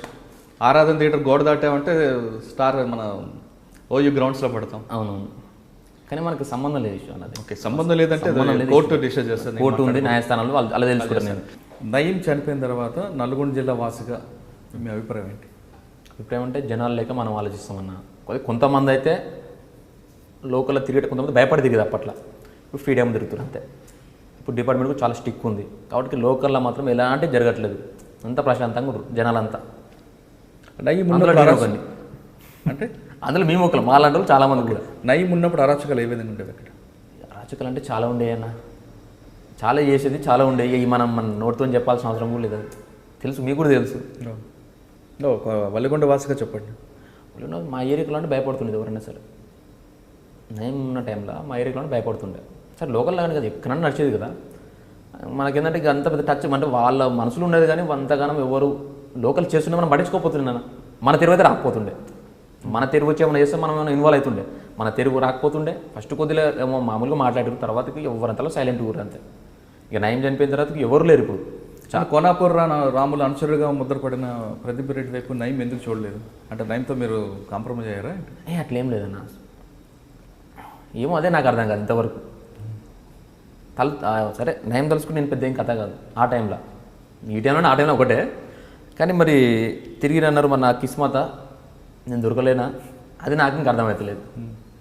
సరే, ఇప్పుడు మీ మీద 3 అక్రమ కేసులు ఉన్నాయని మీరు చెప్తున్నారు. అది అక్రమ కేసులా సక్రమ కేసులా కోర్టు ఉండే. అవును, ఓకే. కానీ చాలామంది నేరస్తులు మీరు ఫస్ట్లో అడిగిన క్వశ్చన్ ప్రకారం చాలామంది పబ్లిసిటీ కోసం నేరాలు పడుతుంటారు. మీరు ఈ పబ్లిసిటీ కోసం పట్టారా, అది ఆకస్మికంగా అందులో దిగిపోయారు ఊబిలోకి? అన్న ఎట్లా అంటే మీరు అన్నారు కదా, ఒకటే నేరాలు ఉంటే ఒకసారి బాధ అనిపిస్తుంది నాకు కూడా. సరే రాగానే ఫస్ట్ ఏమన్నా మీరు రౌడీ షీట్ అన్నారు, సరే వాసు వీడన్నా కానీ పిఎస్లో అని అంటారు. మామూలుగా అది వాడు అంతే, అది రాగానే రౌడీ షీట్ అని ఆ షీట్ అంతే రౌడీజం చేసిన అనుకుంటారు. తెలిసిన వాళ్ళకి అర్థమైతే తెలియని వాళ్ళకి అర్థం కాదు అంతే. అయితే ఏంటంటే ఫస్ట్ టైంలో అసలు ఎట్లా ఊబిలోకి ఎట్లా మామూలుగా నేను చేసేది రియల్ ఎస్టేట్ రియల్ ఎస్టేట్ ఉన్నా. అప్పటికి మనకు దాబా ఉండేది, రెస్టారెంట్ ఉండేది, అది చిన్నగా నడిచేది. సరే నెలకి ఎంత వచ్చిన ఇన్కమ్ వచ్చినా అది నడిచేది. అప్పటికి నా బ్లాక్ బెల్ట్ అయిపోయింది, కరాటే బ్లాక్ బెల్ట్ అయిపోయింది. నేను కూడా ఏమనుకున్నా అంటే ఆర్మీకి సెలెక్ట్ పిఎస్కి అంటే ఈ ఆర్మీలో బాగా ఇంట్రెస్ట్ ఉండే. అప్పటికి 3-4 ఈవెంట్స్కి వెళ్ళిపోయినా. ఈవెంట్స్ వచ్చినాయి, ఏమన్నా హకీంపేటలో పోయినా సిఆర్పిఎఫ్ అది వచ్చింది, ఎక్సైజ్ వచ్చింది, ఆర్మీలో వచ్చింది, ఎగ్జామ్లో పోయింది. రెడ్డి కాబట్టి రిజర్వేషన్ తక్కువ ఉంటుంది కాబట్టి పోయింది నాది. నేను ఆ రూట్లో ఆలోచించాను, ఈ రూట్ ఎప్పుడు ఆలోచించాలి. నేను ఆలోచించి మొత్తం డిపార్ట్మెంట్లో జాయిన్ కావాలి, ఎస్ఐగా ఉండాలి, లేకపోతే ఆర్మీలో జాయిన్ కావాలి, ఇది ఉండే. కానీ ఎప్పుడు నేను ఈ ఫీల్డ్కి రావాలి, ఈ ఫీల్డ్కి రావాలి, ఇట్లా ఎదగాలంటే రాములు బతుకున్నప్పుడే నేను ఏదైనా చేస్తాను. రాములు బతుకున్నప్పుడు ఏదైనా చేస్తాను, రాములు బతుకున్నప్పుడే. కానీ ఈ తర్వాతకి ఏదో చేయాలని అది లేదని, అదంతా ఏంటంటే లోకల్ మస్తు చెప్పుకుంటారు, అదేంతా పడనలు చెప్తారు. మా ఏరియాలో ఇప్పుడు వచ్చాను మీరు కనుక్కోండి, 100%లో 90% పలానోడు మంచోడురా అనటోలే. కానీ ఒక 10% అంటే వాళ్ళు దొంగలు మస్తుకుంటారు. కానీ అది మీరు కనుక్కున్న తర్వాత అడగను అంతే. అంటే ఒక సామాన్య రైతు కుటుంబంలో పుట్టిన ప్రదీప్ రెడ్డి అవును, ఏదో డిగ్రీ చదువుకుంటూ ఒక వ్యాపారం చేసుకుంటూ సాధారణ కుటుంబంలో వెళ్తున్న మీ ఫ్యామిలీలోకి ఒక రౌడీ షీటర్ అని, ఒక మర్డర్ చేశారని, ఇటువంటి నేరాలు రావడం, మీకోసం పోలీసులు వెతుకులాటం, అటువంటి సమయంలో మీ నాన్నగారు ఎలా సఫర్ అయ్యారు? అంటే మన గురించి అంటే పోలీసులు అయితే ఎప్పుడు వెతకలేదు, నార్మల్గా అయిపోయినాయి. పోలీసులు వెతకపోయినా మేము ముద్ర పడిన విషయం తెలిసిన తర్వాత మీ నాన్నగారు ఎలా? ఆయన ఒకటే నమ్మిండు, మావాడైతే అట్లా చేయడు. సరే చేసిన మామూలు కొట్లాటలు పంచాలంటే వేరు, కానీ ఇట్లా అయితే ఇంత పెద్ద క్రూరంగా చేయడు. వీడు దేనికి ఆశించాడు, డబ్బులకి ఎప్పుడైతే ఆశించాడు, ఏమన్నా కానీ అని ఫుల్ సపోర్ట్ చేసింది నాకు. ఆ విషయంలో ఫుల్ సపోర్ట్ చేసేది. నువ్వు తప్పు చేయలే కదా, నువ్వు తిరుగు, ఇక నీకు ఏడికి రాసి ఉంటే కానీ బతావు, ఉంటుంటావు పోతావు అంతే డైరెక్ట్ చెప్పేది. భయపడపోతుండే, నువ్వు అట్లా అలా వేరే పేరెంట్స్ ఉంటారు ఎట్లా అంటే భయపడుతుంటారు. ఆయన నేను భయపడతాను అనుకో, ఆయన అదే ఒకటే చెప్పేది, నువ్వు ఎట్లన్నా తిరుగు, నువ్వు తప్పైతే చేసలేవు కదా, ఏదైతే ఉంటే అది అవుతుంది, బతుకుంటే బతావు, సచ్చి వస్తావు. అది ఏ విధంగా ఫుల్ సపోర్ట్ చేసేది ఆ విషయంలో. అంటే మీ నాన్నగారు సపోర్ట్ చేసిన సొసైటీ మాత్రం మీకు ఒక ముద్ర వేసింది. మా ముద్ర వేసింది. ఆ ముద్ర బాధపడుతుండేది బయట పోయినప్పుడు అడుగుతుండే, మీ కొడుకు ఇట్లా అంటే అట్లా. అంటే జనాలు కూడా అట్లా అడగపోతుండే, మీ కొడుకు ఇట్లా చేసినట్టు అడగపోతుండే. వాళ్ళు ఏంటంటే సరే జనాలకి ఏమర్థమని తెలియదు. కొంతమంది ఇప్పుడు సరే నయం వాళ్ళ బాధితులు చాలామంది ఉంటారు, కానీ ఎవరన్నా కావచ్చు, వాళ్ళకి ఎట్లుంటుంది మంచి పని అయింది అనుకుంటారు. సరే వాళ్ళు ఏ విధంగా అర్థం చేసుకుని తెలియదు. నేను చేయాలని నాకు తెలుసు. జనాలు ఎందుకు కొంతమంది చేయాలని తెలుసు, కొంతమంది చేయాలని తెలుసు, ఈడని చేసి ఇంకోటి చేయొచ్చు అనుకుంటారు, కొంతమంది నిజంగా చేసిన అనుకుంటారు. ఎవరు ఏమనుకుంటారు అది నాకు తెలియదు. కానీ ఇంకా అంటే తెలియకపోయినా సొసైటీలో ముద్ర నుంచి బయటపడడానికి మరి ఏం చేయాలి? అయితే వాస్తవం కన్నా మీరు అన్నట్టు రౌడీ షీట్లు కొంతమంది హైదరాబాద్లో లోకల్ రౌడీ షీట్లు ఉంటారు, వాళ్ళ లెక్క ముద్ర నాకు పడలేదు. నేను అట్లా ఎప్పుడు ఫీల్ అవుతలేను. సరే ముద్ర ఉందేమో, కానీ అట్లాంటి ముద్ర నాకు ఎప్పుడు లేదు. అట్లా ముద్ర ఉంటే నా ఏమంటే ఇప్పుడు సరే మీరు మామూలు లోకల్గా అనుకోండి, సరే పిల్లలు చాలామంది ఉంటారు, 20,000 మంది ఉంటే ఎక్కువ ఉండొచ్చు. వాళ్ళైతే నా మీద ముద్ర ఉండి అరాచకం చేస్తే నా ఏమంటే ఎవరు తిరగరు. ఇప్పటికైనా సరే అభిమానంతో చాలామంది వస్తున్నారు. కానీ అట్లాంటి ముద్ర నేను అనుకున్నాను, అది ఫీల్ అవుతున్నా. నేనైతే రౌడిజం చేయలేదు. చిన్న ఒక గజం అంటారు కదా, గజం కూడా ఒక ఫోన్ చేసి మాట్లాడాలి. నేను గజం కూడా ఫోన్ చేసి మా ఊర్లో కూడా నా ల్యాండ్ ఉంది, ఇంకా నాకు రిజిస్ట్రేషన్ కాలేదు, నా ల్యాండ్ విషయం కూడా సైలెంట్గా ఉన్నా, అలా చేసినప్పుడు తీసుకుందామని. ఏంటంటే ఒక ఫోన్ చేసిన అనుకో వాళ్ళు ఇట్లానే బదనాలు చేస్తారు. అట్లాంటి విషయాలు అయితే లేదన్నా.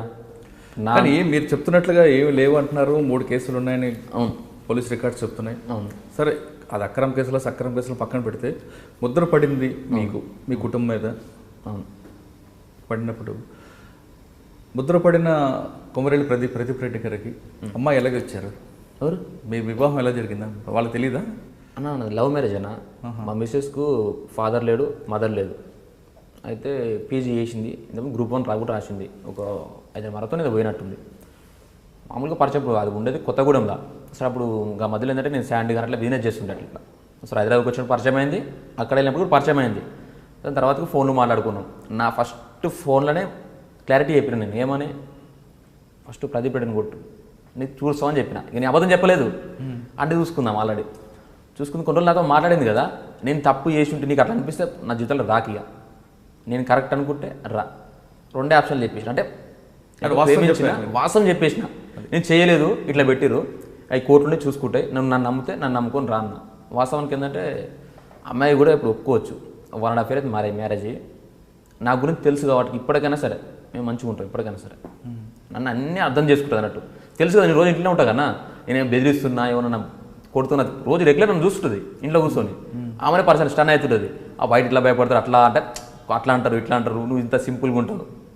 వాస్తవం సింపుల్గా ఉంటాను. కాబట్టి జనాలు అందరూ చాలామంది అనుకుంటారేమో, అంటే ఆమె ముందు సింపుల్గా ఉంటారు, బయట కూడా సింపుల్గా ఉంటాను. అసలు నన్ను చూసే వాళ్ళు గుర్తుపడరు. ఇంకా నేను షేవింగ్ చేసుకోవాలి. నేను మొన్న బాగా ఫీవర్ వచ్చిండే, ఒక డెంగ్యూ ఫీవర్ వచ్చేసరికి ఇక మనిషిని వీక్ అయిపోయినా ఇక షేవింగ్ కూడా చేసుకుందామని అది టైం లేక చేయించుకోవాలి. కానీ ఇంక నేను షేవింగ్ చేసుకుని మీరు గుర్తుపడరు, నువ్వేనా అంటావు. ఓకే, ఆ అమ్మాయి ప్రేమించిన అమ్మాయి పెళ్లి చేసుకున్న తర్వాత మీ జీవితంలోకి వచ్చిన తర్వాత మీలో మార్పు ఏమొచ్చింది అన్న? అప్పటికి కూడా నాలో మార్పు ఉంది, అప్పటికి ఉంది. సరే మీరు ఏంటంటే కొంతమంది పెళ్ళి అయినాక మారుతారంటారు కదా, మ్యారేజ్ అయిన తర్వాతకి నేను ఒకటే ఆలోచించిన, సరే నా వల్ల ఎవరికన్నా నీ లాభం అయితే అంటే నా వల్ల 10 రూపాయలు ఎవరన్నా లాభపడతా అంటే అది కూడా లీగల్గా ఉంటే అది ఏదైనా కానీ నాతో కాకపోతే ఎమ్మెల్యేతో అవుతుందా, మినిస్టర్తో అవుతుందా, ఒక మంచి లీడర్తో అవుతుందా, మంచి నాయకునితో అవుతుందా, నాతో అవుతుందా, అది అట్లాంటి పనులు చేసి పెడతా. అది రేరుగా, అది కూడా ఈ మధ్యలో చేస్తలేను, ఈ వర్క్ చేసినా కానీ ఇప్పుడు మొత్తం పైరలు చేస్తున్నా అంటారు అని అట్లాంటి ఏమైనా చేస్తా. ఇంకొకటి ఏమైనా ఇప్పుడు సరే నాతో 10 రూపాయలు అనుకో, అల్లెక్కలు ఒక 4 రూపాయలు పంచి పెడతా. ఆ 10 రూపాయలు కూడా ఎక్కడే మీరు అంటారు, ఆ 10 రూపాయలు ఇన్కమ్ కూడా ఎక్కడే అంటారు. అవి కూడా నేను ల్యాండ్ అయిన డబ్బులు, అవి కూడా ల్యాండ్ అంతా 1,50 లక్షలు వచ్చినాయి. అవే ఇన్ని రోజుల దాకా ఖర్చు పెట్టుకుంటూ వచ్చిన. నిన్న మొన్న ఏంటంటే సరే మ్యారేజ్ చేసుకుని వీడు ఏం చేస్తారు, వాస్తవానికి ఏం పని చెప్పితే అందరూ ఏమనుకుంటారా, ఎక్కడి నుంచి వస్తున్నాయి మొత్తం పైలు వస్తుంటే ఈయనకేమైనా అనుకుంటారు. అందుకని ఈ మధ్యలో కూడా 2-3 విధాలు 1-2 బిజినెస్ స్టార్ట్ చేద్దామని చూస్తున్నా. 1 మంత్ తర్వాత మీరే చూస్తారు. ఇది ఇంకోటి ఏంటంటే ఇప్పుడు ఇలాంటికి వెళ్తే మనకు సంబంధం లేదు, ఎట్లాంటిదంతో సంబంధం లేదు, అంతా డిపార్ట్మెంట్ ఉంది, వాళ్ళు చూసుకుంటారు. వాళ్ళకి తెలుసు నా గురించి ఎట్లాంటి ఏమున్నా కానీ నేను ఎప్పుడప్పుడు అప్డేట్ ఉంటాను వాళ్ళకు. సరే పోయి సంతకాలు కూడా పెడుతుంటా, సైన్. మీ జీవితంలోకి వచ్చాక మీలో మార్పు వచ్చింది? మార్పు అంటే మార్పు అని ఏం లేదన్న, మళ్ళీ మీరు ఏంటంటే మార్పు వచ్చిందంటే నేను అప్పుడు తప్పు చేసి ఉన్నాయితా. ఇప్పుడు మార్పు వచ్చిందంటే నేను అప్పుడు తప్పు చేసి ఉన్నాయితా. నేను తప్పు చేయలేదు కాబట్టి నాకు ఎన్నడూ మార్పు రాలేదు, నేను ఉన్నట్లే ఉంటున్నా. అంటే ఆ పెళ్ళికి ముందు ఎలాగ ఉన్నారు, పెళ్ళి అయిన తర్వాత అలాగే ఉన్నారు? అంటే పెళ్ళి ముందంటే ఒకటేనా, పెళ్ళి ముందుకు సరికిలో తిరిగేది బాగా, పొద్దున పోతే నైట్ రావడం, ఫంక్షన్లన్నీ, పెళ్ళిళ్ళని. ఇక అప్పుడు ఎంజాయ్ అట్లా ఉండేది. మ్యారేజ్ తర్వాత కొద్దిగా బాధ్యత వస్తుంది కదా, అవన్నీ బంద్ చేసుకొని మనంతలో మనం ఏదైనా సరే, నేను ఏమనుకుంటున్నా అంటే రాజకీయంగా ఎదగాలి. సరే నేను ఆల్రెడీ ఇరికినా ఇక, ఉచ్చులు ఇరికినా కదా, సరే మెల్లమెల్లది క్లోజ్ చేసుకోవాలి. నా అంతలో నేను బతుకున్నా, రాజకీయం చేసుకొని బతకాలి అంతే, ఇక వేరే ఆప్షన్ ఏం లేదు. ఏదైనా బిజినెస్ చేసుకుంటూ రాజకీయంలో వెళ్ళిపోవాలి అంతేగా. నాతోని ఎవరికి పనైనా చేసి పెడతా నేను. సరే నాతో అయ్యేంతవరకే, నాతో 10 రూపాయలు సాయం అంటే అట్లా కూడా సాయం చేస్తాను. ఆ పేరైతే నాకు ఉందన్న. లోకల్ అయితే, లోకల్ అంటే మా ఊరు వరకు కాదు, యాదగిరి, అది మన యాదాద్రి కానీ, నల్గొండ కానీ, భువనగిరి, చౌటుప్పల్ 4 కాన్స్టిట్యూన్సీలు ఉంటాయి. 4 కాన్స్టిట్యూన్సీలలో ప్రతి ఒక్క పిల్లలు ఉంటారు లోకల్లో, వాళ్ళకి తెలుసు. సరే నేను మామూలుగా ఉన్న చావు అయినా సరే, పెళ్ళి అయినా సరే, నా వంతు ఆ ദിവസം 10,000 అనుకో, అలాగే 5,000 ఇచ్చి వస్తా. వచ్చిన నాకు కిరాయి లేకున్నా సరే, వాటిలాంటి వాళ్ళు అడుకుంటూ వస్తా. అంతవరకు అయితే నాకు ఉందన్న, అది చాలనుకుంటున్నా. ఏమన్నా రాజకీయం ఎదగాలనుకుంటున్నాను, వేరే అట్లాంటి ఎప్పుడు చేయలేదు. ఇప్పుడు నేను మారని కారణాలు ఏం లేవు, ఇట్నే ఉంటున్నా. ఓకే, ఒక రైతు కుటుంబం నుంచి వచ్చిన ప్రదీప్ రెడ్డికి నయీం 2 అనే పేరు పడడం అనేది ప్లస్ అనుకోవాలా, మైనస్ అనుకోవాలి? కొంతమంది ప్లస్, కొంతమంది మైనస్ అన్న. అది నాకు మైనస్. ఏ విధంగా? అది ఎట్లా అంటే వాస్తవానికి ఆ రోజు నేనే స్టన్ అయినా, అట్లా హైప్ చేసినట్టు. సరే ప్రెస్సులు కూడా వాళ్ళు ఏమైనా వేసిర్రా, కొంతమంది వేయించిరా తెలియదు నాకు. వాళ్ళైతే నాకు వాళ్ళకి శత్రుత్వం లేదు కాబట్టి వేయరు, ఎవరన్నా వేస్తేనే వేస్తారు. అది కూడా అసలు ఏదో యూసుఫ్ గూడ అని చెప్పారు, ఆడ ఎన్నో గజాలు ల్యాండ్ అన్నారు. అది ఇప్పుడు వినడం ఫస్ట్ టైము. ఎవరు రౌడీ షీటర్ పేరు చెప్పారు, వాళ్ళకి నాకు సంబంధం ఉందన్నారు. ఇవన్నీ సంబంధాలు ఉంటాయి, కనీసం నా దగ్గర 10 లక్షల క్యాష్ ఉండాలి కానీ అది నాకు సరే అమౌంట్ విషయంలోనైనా, సర్కిల్ విషయంలోనైనా ఇదంతా ఫేక్. ఇక మా వాళ్ళు చుట్టుపక్కల వాళ్ళు, మా పేరెంట్స్ కానీ నాకున్న సర్కిల్ని అవుతారు. నువ్వు మాదిలో కూడా రాత్రి కూడా నిద్రపోయినావు అంటారు వాళ్ళు. అంటే నైట్లోనే పోయి అట్లా అంతగానో ఘోరంగా చేసారు ప్రచారం. బయటకు వచ్చిన తర్వాత అంత జనాలు ఇంత చూస్తారు, అవునా నీకు ఉన్నాయని అనుకుంటారు, సంబంధం ఉన్నాయి. కొంత తెలుగులో అట్లా అంటారు కదా, ఉన్నాయంటే ఇక సరిగ్గా నేను నన్ను నమ్ముతోళ్ళు నమ్ముతారు, నమ్మని అనుకుంటారు. ఇక అనుకుంటే నాకేం ఒరిగిలే, అనుకోమని సైలెంట్గా ఉండేది. కానీ ఆ ముద్ర పడడం వల్ల మీ కుటుంబం ఏమైనా సఫర్ అయిందా? సఫర్ అంటే మీ ఫ్యామిలీ కానీ బాధపడేదన్న, వాళ్ళు బాధపడుతుండేది. ఏంది ఇట్లా అయింది, ఇట్లా అయింది, మంచిగా నేను మంచిగా ఉంటే ఏదైనా బిజినెస్ చేసుకుందు ఏదైనా. మామూలుగా అంటే మెయిన్ డాడీకి ఏంటంటే నేను డిపార్ట్మెంట్ వెళ్ళడం చాలా ఇష్టం అన్నట్టు. ఆర్మీ కానీ, ఇప్పటికి మా డాడీ పేరు పోలీస్ రామరెడ్డి అంటారు. చిన్న అంటే హైట్ ప్రాబ్లం కాబట్టి జాబ్ రాలేదు. అదే నేను ఖచ్చితంగా నేను చేయాలి ఆ డ్యూటీ, ఏదన్నా ఆర్మీ కానీ పోలీస్ కానీ నేను చేయాలి అని బాగా ఆయన ఇష్టపడేది. నేను కూడా అదే వెళ్ళిపోయాను, దాని గురించి అన్నీ నేర్చుకున్నా. సరే కొన్ని విద్యలు కానీ, ఆ రన్నింగ్ కానీ అవన్నీ బాగా ప్రాక్టీస్ చేస్తుండేది. ఆ టైంలో ఏంటంటే ఇలా పడ్డా కదా, ఇలా పడ్డాక నాకు వచ్చేటప్పుడు కొన్ని ఓవర్ ఇయర్. కానీ నయీం 2 అని పేరు రావడం వల్ల మైనస్ అని మీరు అంటున్నారు, అది ప్లస్ అవ్వచ్చు కదా మీకు, ఎందుకంటే ఒక ఫోన్ కొడితే డబ్బులు వచ్చి పడతాయి కదా. అంత లేదన్నా, ఊరిస్తారన్నా. ఎవరు ఫోన్ కొట్టినా రూపాయి అయ్యాడు, బ్యాలెన్స్ వేపిస్తే చాలా అంతే. మరి కోదాడ, నల్గొండ, వలిగొండ ప్రాంతాల్లో నయీం 2 అంటే ప్రదీప్ రెడ్డి పేరు ఉంది వినిపిస్తుంటుంది. అది అంటారా అంత అది కరెక్ట్ కాదు, మీరు కొద్దిగా రాంగ్ అన్నట్టు. కొంతవరకు ఏదో మా లోకల్ అంటుండొచ్చు నయీం 2 అని, కానీ దాంతో పేరు వచ్చింది కాబట్టి అట్లా అంటారేమో. కానీ కోదాడకు నల్గొండ దాకా ఉండొచ్చు, కోదాడ నల్గొండ వరకు మరి ఫ్రెండ్స్ ఉంటారు కాబట్టి అంతే. కోదాడలో ఆల్రెడీ మర్డర్ కేసు ఉంది కదా, అక్కడ సంబంధం లేదు కానీ అక్కడ కేసు కాదు, ఇక్కడదే కేసు. అదేదో నా మీద నూపిరు. వాస్తవానికి ఏంటంటే ఆ అబ్బాయి కూడా బాగానే గుళ్ళలో తిరగడం, అక్కడిక్కడ పంచాయలు పెట్టడం చాలా ఉన్నాయి. అబ్బాయి మీద కూడా వాళ్ళు కూడా వచ్చి కేసు ఏం పెట్టలేదు. సో ఎవరు చేసారు, అక్కడ నుంచి చేసారు, ఇక్కడ నుంచి చేసారు, ఆయనకి ఏం సంబంధం మనకు తెలియదు. కాకపోతే అంటే నా కర్మ ఏంటంటే ఆ టైంలో నేను ఉండడం నాకు అంటే ఆ రోజు కాదు, ఆ నెల ముందు నేను కలవడం నాకు పెద్ద మైనస్ అయిపోయింది. అప్పటి నుంచి ఎవరు నమ్మతలేను, నేను దగ్గర రానిస్తలేను. ఆ ఇన్సిడెంట్ నుంచి ఎవరు దగ్గర రానిస్తలేదు. కొత్తగా వచ్చి నీ అభిమానాన్ని నేను అభిమానం దండం నీకు దండం నాయన, నువ్వైతే నా దగ్గర రాకు. వలిగొండలో డాబా పెట్టుకుంటూ బిజినెస్ చేస్తున్న ప్రదీప్ రెడ్డి కోనాపూర్ శంకరపై కాల్పులు జరపడం కేసులతో పాటు ఇన్నోవా కారులో ఆర్మ్స్ దొరకడం, కోదాడలో మర్డర్ కేసు, ఈ 3 కేసుల్లో జైలుకి వెళ్ళినప్పుడు దాదాపు 1.5 year 1 year లోపల 1 year ఉన్నారు. అప్పుడు జైలు జీవితం ఏమనిపించింది? చాలా నరకం అన్న, మామూలు నరకం కాదు. ఎట్లా అంటే కొంతమంది తప్పు చేసిన వాళ్ళు వస్తారు, వాళ్ళకు అసలు ఏం తెలియని వాళ్ళు వస్తారు. ఆడికి 3 జాతి వాళ్ళు వస్తారు. ఒకళ్ళు ఎంత మిడిల్లో చేయరు, చేసినట్టే ఉంటారు, వాళ్ళు కూడా వస్తారు. 3 రకాల మనుషులు వస్తారు లోపలికి.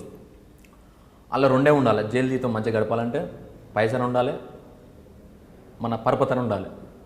లేకపోతే అలా సరే మామూలుగా బాత్రూమ్ గడిపేయడం కానీ ఊపియడం కానీ ఎట్లాంటి మనిషి అయినా సరే అన్నీ చేయాల్సిందల్లా. అట్లా ఒక 9-10 months దాకా, ఒక 1 year దగ్గర 1 year ఉన్నా నేను జైల్లో. సరే ఆ కేసులో వెళ్ళడం జరిగింది కదా. ఏ జైలు? చెర్లపల్లి, చెంచలగూడ, నల్గొండ, 3 జైలు చూసాను. 3 జైలు తిరిగిన. చూసిన అసలు ఏంటంటే కొంతమంది ఎట్లుంటారంటే ఆయన సర్కిల్ ఇప్పుడు కొంత యూత్ ఉంటుంది, వాళ్ళు ఏంటంటే మామూలుగా కాలేజీలో కూడా ఏదో అసలు ఇంక సంబంధమే ఉండదు ఆ విషయానికి. ఎవరో చేస్తారో ఏమవుతుంది, అమాయకుడు బలవుతాడు. అట్లాంటి వాళ్ళని లోపల నేను చూస్తాను కదా, వాళ్ళ దగ్గర ఆర్థిక కూడా చాలా బ్యాక్ ఉంటారు. వాళ్ళ ఫ్యామిలీలో చేయడం కానీ ఇవన్నీ జరుగుతుంటాయి కదా. ఏంటంటే ఇప్పుడు కొంతమంది ఇప్పుడు కాలేజ్ స్టూడెంట్స్ కానీ ఇట్లాంటి వాళ్ళు ఏంటంటే ఈ తిరుగుడు ఉంటుంది చూసినావు, బయట తిరుగుడు కొన్ని బంద్ చేసుకుంటే సెట్ అయిపోతారు. అనవసరం దాంట్లో పోయి కేసులలో ఇరికి అసలు ఈ రావద్దని వచ్చినాక చాలామంది బాధపడతారు. నేను లాస్ట్ చెప్పేది ఏంటంటే చాలామంది బాధపడతారు, కానీ ఇట్లాంటి దాంట్లోకి అసలు రావద్దు.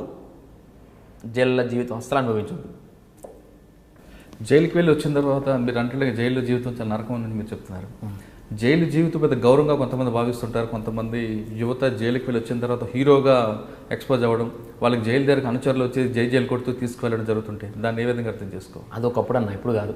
అదొకప్పుడు ఉండేది. అది ఎవరంటే వాళ్ళు మీరు అలాగ నన్ను అడిగిరా, క్వశ్చన్ అడిగి కదా, మీరు ఎందుకు ఇట్లా వచ్చారు అంటే ఇట్లా ఈ వేళ ఎందుకు వచ్చారు, వాస్తవానికి మీరు మిమ్మల్ని చూసి వాళ్ళు భయపడి నీకు అంటున్నాం. కొంతమంది ఏంటంటే అట్లా వేస్తే కొంతమంది భయపడతారు, సెటిల్మెంట్ చేసుకోవచ్చు. అట్లాంటి వాళ్ళు అది చేస్తారు, కానీ వేరే ఆప్షన్ ఉండదు, వేరే ఆప్షన్ ఉండదు. అట్లా చేస్తేనే బయటకు వస్తేనే 4-5 సెటిల్మెంట్ చేస్తే డబ్బులతో వాళ్ళ అనుచరులు వాళ్ళు బతకాలి కాబట్టి వాళ్ళు చూపించుకుంటారు. అది ఇప్పుడు చాలామంది మిగతా వాళ్ళకి అవసరం లేదు, నాలంటోనికి నాకైతే అవసరం లేదు. అది అట్లా కొంతమంది ఉంటారు. నేను పోయేది సరే నేను ఉన్నాను 3 months ఫస్ట్ దాంట్లో 4 months ఉన్నా. కేసినప్పుడు ఫస్ట్ రోజు పోయినప్పుడు నన్ను వింతగా చూసారు. అప్పటికి షేవింగ్ ఇట్లా లేదు, లైట్గా ఉంది అంతే. నన్ను చూసి ఎవరు నమ్ముతలేరు, నువ్వు చేసినావని. అలా అనుకున్నారు. అరే ఇది అమ్మాయికి ఇరికిండా చేసిన చెల్లెనికి అర్థం కాలేదు. పోయిన తర్వాత చీపులు పట్టుకుని దూకోమన్నారు, బాత్రూమ్ కడగమన్నారు, అన్నీ చెప్తున్నారు. ఇక నేను ఒకటే ఫిక్స్ అయినా, నేను ఇప్పుడు ఈ బాత్రూమ్ కడిగినా ఈ చీపురుతో నువ్వేమైనా ఊకినా లోపల ఏమైనా పని చేసినా కానీ నిజంగా తప్పు చేసిన అవుతా. ఒక గంటన్నర మొత్తం మా ఇద్దరికి ఆర్గ్యుమెంట్ అయింది. నాకు వాళ్ళ వాడని ఉంటాడు ఆయన, నేను చేయనని చేయాలని. సూపరింటెండెంట్ వచ్చిన తర్వాతకి వాస్తవానికి అయితే నేనేం తప్పు చేయలేను సార్. ఇంకోటి ఏంది, ఇప్పుడు నాకు ఆల్రెడీ ఇప్పుడు తీర్పు అయితే రాలేదు, నమ్మేసి నేను ఇది కేసు ఇన్వాల్వ్ అయినా తెలీదు. ఇక తీసుకొచ్చి నన్ను లోపడేసారు. దీని అయితే పని చేయనని చెప్పిన. ఒక అర్ధగంట సేపు ఆయన చూసిండు, వదిలిపెట్టరు అన్నాడు. నాకు సింగిల్ బ్యారెక్లు వేసారు. ఒక 4 నెలలు ఉన్నా అలా చాలామంది అమాయకులు వాళ్ళతోని అసలు మామూలు కాదు. అంటే డిపార్ట్మెంట్ ఏం చేయించదు, లోపల ఉంటారు కొంతమంది. మీరు అన్నట్టు బెదిరిస్తారు, అట్లాంటి వాళ్ళు కొన్ని పనులు చేయించుకుంటారు. అంటే బయటకు వచ్చిన వాళ్ళు పబ్లిసిటీ కోసం డబ్బులు సంపాదించాలంటే ఊరేగింపులు ఉంటాయి, వాళ్ళకి ఉంటాయి, వాళ్ళకే ఉంటాయి. మీలాంటి వాళ్ళకి అవసరం లేదు, మనకి అవసరం లేదు. అంటే పబ్లిసిటీ లేకుండా మీరు సంపాదించుకోవచ్చు. సంపాదించుకుని కదన్న, అట్లానే కాదు. మనకి ఆల్రెడీ పేరు ఉంది కదా, మరి పబ్లిసిటీ ఎందుకన్నా? పబ్లిసిటీ అనగా పేరున్నా కానీ మనకు అది ఏ పేరును బయట జనాలు తెలుసు కానీ ఇట్లా కూడా 2 రకాలు ఉంటాయి పేరు కూడా.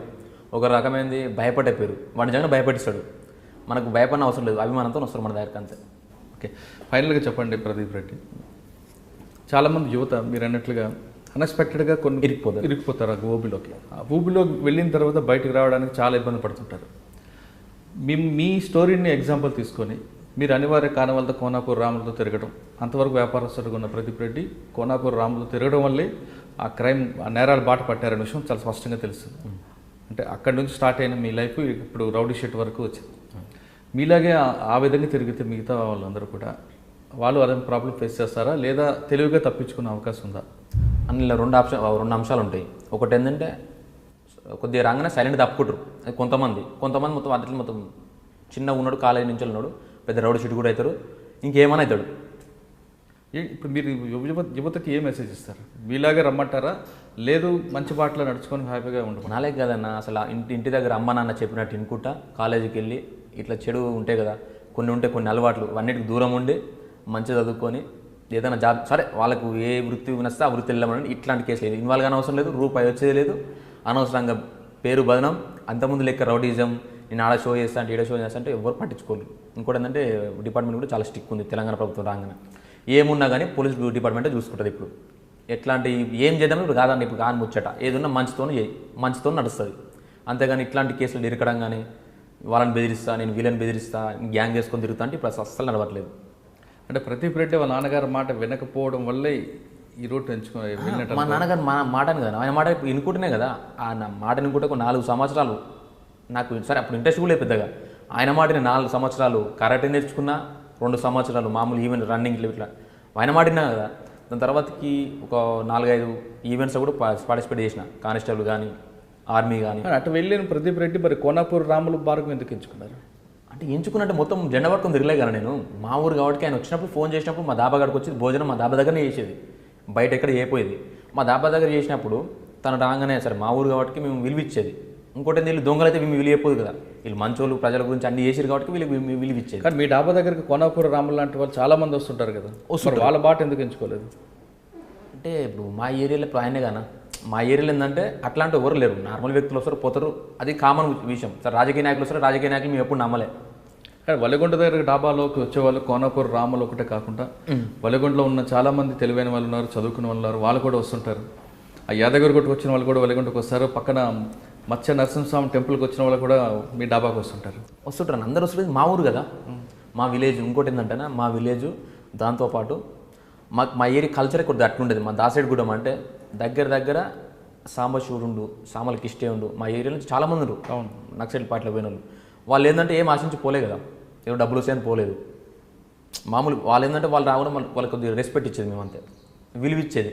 ఇంకోటి దాని తర్వాతకి సాంబశివుడు బయటకు వచ్చిండు, తెలంగాణ ఉద్యమంలో పనిచేసిన కొన్ని రోజుల తర్వాత చనిపోయిన దాని తర్వాత కూడా రామనాడు కూడా బాగానే తిరిగిండు. సరే మా ఊరికి వచ్చిన మా ఏరియాకి వచ్చిన ఇంత పెద్ద వ్యక్తులు కదా, కనీసం మేము తిండన్నా పెట్టాలి కదా, మాకు ఆ భాగ్యమని దక్కాలి కదా, కనీసం తిండన్నా పెట్టాలి కదా. మీకు నక్సలైట్ల మీద ఉన్న మంచి అభిప్రాయంతో వాళ్ళని చేరదీశారు, అంతే చేరదీసినాం, దండం పెట్టినాం. వాళ్ళు కూడా ఉత్తగా తినప్పుడు డబ్బులు ఇచ్చే పోతుండే, కాకపోతే అంటే బయట వాళ్ళకన్నా 10 రూపాయలు తక్కువ తీసుకుంటే అట్లా. సరే ఫైనల్గా క్వశ్చన్ ఆన్సర్ చెప్పండి. కొమరెల్లి ప్రదీప్ రెడ్డి మావోయిస్టుల మీద ఉన్న చిన్న మంచి అభిప్రాయంతో కోనాపూర్ రాముల వైపు వెళ్ళడం, ఆ ట్రాక్లో తిరగడంతో ఈ క్రైమ్లో చిక్కుకోవడం, తర్వాత రౌడీ షీటరు XYZ అయింది. ఫైనల్గా మీ ఉద్దేశం, మీరు లక్ష్యం ఏంటి అసలు? ఆ రౌడీ షీట్ కానీ కంటిన్యూ అవుతారా, లేదా రౌడీ షీట్ ఎత్తిన తర్వాత రాజకీయాలకు వచ్చి ప్రజలకు సేవ చేస్తారా, లేదా మీ పాత బిజినెస్ని నడుపుకుంటూ ప్రశాంతంగా జీవిస్తారా? ఒకటేంటనా, ఆల్రెడీ ఇంతమందికి ఒకటి బదనం వచ్చింది కదా రౌడీ షీట్ అది కానీ. వాస్తవానికి రౌడీ షీట్ అనేది దాని ఫస్ట్ ఏంటంటే రౌడీ షీట్ అంటే ఏంది? రౌడీ షీట్ అన్యాయంగా ఇప్పుడు గుంజుకున్న వాళ్ళ మీద పెట్టు రౌడీ షీట్. సరే నా మీద పెట్టినా అయిపోయింది. ప్రజెంట్ నేను మీరు అడిగిన క్వశ్చన్ దానికి ఆన్సర్ చెప్తున్నా. అట్లాంటి జీవితం నాకు వద్దు, నేను ఎప్పుడు చేయలేను, అట్లాంటి జీవితం కూడా నాకు అవసరం లేదు. ఏమున్నా సరే అది ఇప్పుడు ప్రజలకు కొద్దిగా సేవలు చేయాలంటే అది దేంతో అవుతుంది, మన రాజకీయంతో అవుతుంది. ప్రజాసేవ చేయాలన్నా రాజకీయంతో అవుతుంది, వేరే దాంతో కాదు. వేరే లెక్క చేసాం అనుకో మళ్ళీ ఇది రౌడీ షీట్ అంటారు నన్ను. కాబట్టి ఏమున్నా లాస్ట్ గోల్ ఏంటంటే రాజకీయంగానే ప్రజలకు దగ్గరై నా వంతు ఎంత సేవ చేస్తానో అంత చేస్తా, అది రాజకీయంగా. ఇక బయట మామూలుగా మళ్ళీ బతకాలంటే బిజినెస్ చేసుకోవాలని ఏదన్నా బ్రతుకు గురించి ఏదో బిజినెస్ చేసుకోవాలి. ఈ రౌడీ షీట్ అవసరం లేదు, మనకు సంబంధం లేదు ఇష్యూ మాకు అంతే. అంటే రాజకీయాలుగా వెళ్ళి ప్రజలకు సేవ చేస్తారు, రాజకీయం వండుకుంటా ప్రజలకు సేవ చేస్తాం. సరే మాతో ఎంత అయితే అంత. రౌడీ షీట్ ఎత్తివేయాలంటే మీరు మీలో ప్రవర్తన ఉంటాయి కదా, పోలీసులు రౌడీ షీట్ ఎత్తివేస్తారు. అదే నా మంచి ప్రవర్తన ఉండాలంటే నేను ఏం చెప్తున్నా, అట్లాంటి మళ్ళీ ఏమన్నా బ్యాడ్ ఏమైనా సెటిల్మెంట్ కానీ, ఏమన్నా బెదిరించడం కానీ, ఏమన్నా కొట్టడం కానీ అట్లాంటివి ఏమైనా చేస్తే నా మీద షీట్ తీయరు అసలే. నాకు సంబంధం లేని ఇష్యూలు కదా, నేను ఇలా చిన్న ఇన్వాల్వ్మెంట్ అయితే నన్ను పొద్దున నుంచి డిపార్ట్మెంట్ ఎత్తుకొని పోతారు. అది ఫస్ట్ ఆఫ్ ఆల్. నాకు అట్లాంటి దాంతో సంబంధం లేని ఇష్యూ, నా అంతా నేను బతుకుతా. ఇది వరకు నా మ్యారేజ్ అయిపోయింది, ఆల్రెడీ 2-3 years అవుతుంది. నా అంతా నేను బతుకుతున్నా, నాకు అట్లాంటి గొడవతో సంబంధం లేదు. ఈ 3 yearsలో చిన్న కాంప్లైంట్ కూడా పోలేదు నా మీద. ఎందుకంటే నేను బయటికి వెళ్తలేను కదా, నేను బయటికి వెళ్తే నా మీద కాంప్లైంట్ ఇస్తాడు. నేను బయటికి వెళ్తలేను, నా బిజినెస్ సరే నా అంతా నేను చేసుకుంటున్నా, నా అంతా నేను ఉంటున్నా. ఇక నాలో ఏమున్నా కానీ ఈ చిన్న కేసులు సరే కోర్టు ఉంది, న్యాయస్థానం ఉంది, ఎట్లాగో నేను తప్పు ఏం చేయలేదు కాబట్టి అవి క్లియర్ కాగానే నా వంతు సాయంత్రం సరే రాజకీయాల్లో మళ్ళీ అదే అంటే నా లాస్ట్ టార్గెట్ అయితే అట్లా వెళ్ళిపోవడం అంతే. ఓకే. కొన్నాపూరి రాములపేద అభిప్రాయంతో అతను అనుచరుడిగా ముద్రపడిన ప్రదీప్ రెడ్డి అనివార్య కారణాల వల్ల రౌడీ షీటుగా ముద్రపడ్డారు. రౌడీ షీటుగా ముద్రపడినా బాధపడకుండా తిరిగి రాజకీయాల్లోకి వచ్చి ప్రజలకు సేవ చేయాలని ఉద్దేశంగా చెప్తున్నారు. ఎటువంటి పరిస్థితుల్లో యువత నేరాల బాట పట్టద్దు, ఖచ్చితంగా పేరెంట్స్ చెప్పినట్లు విని మంచి బాటలో వెళ్ళండి అంటూ అతను సలహా కూడా ఇస్తున్నారు. ఇది వారం ప్రదీప్ రెడ్డి ఎక్స్క్లూజివ్ ఇంటర్వ్యూ. వచ్చే వారం మరో గెస్ట్తో మళ్ళీ కలుద్దాం. అంతవరకు నమస్కారం.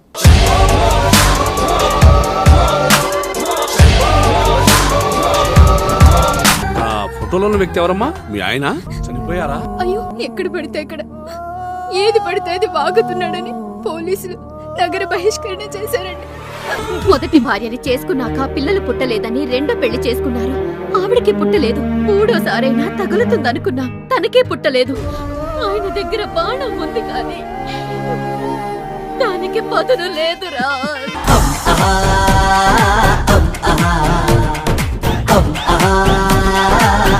ah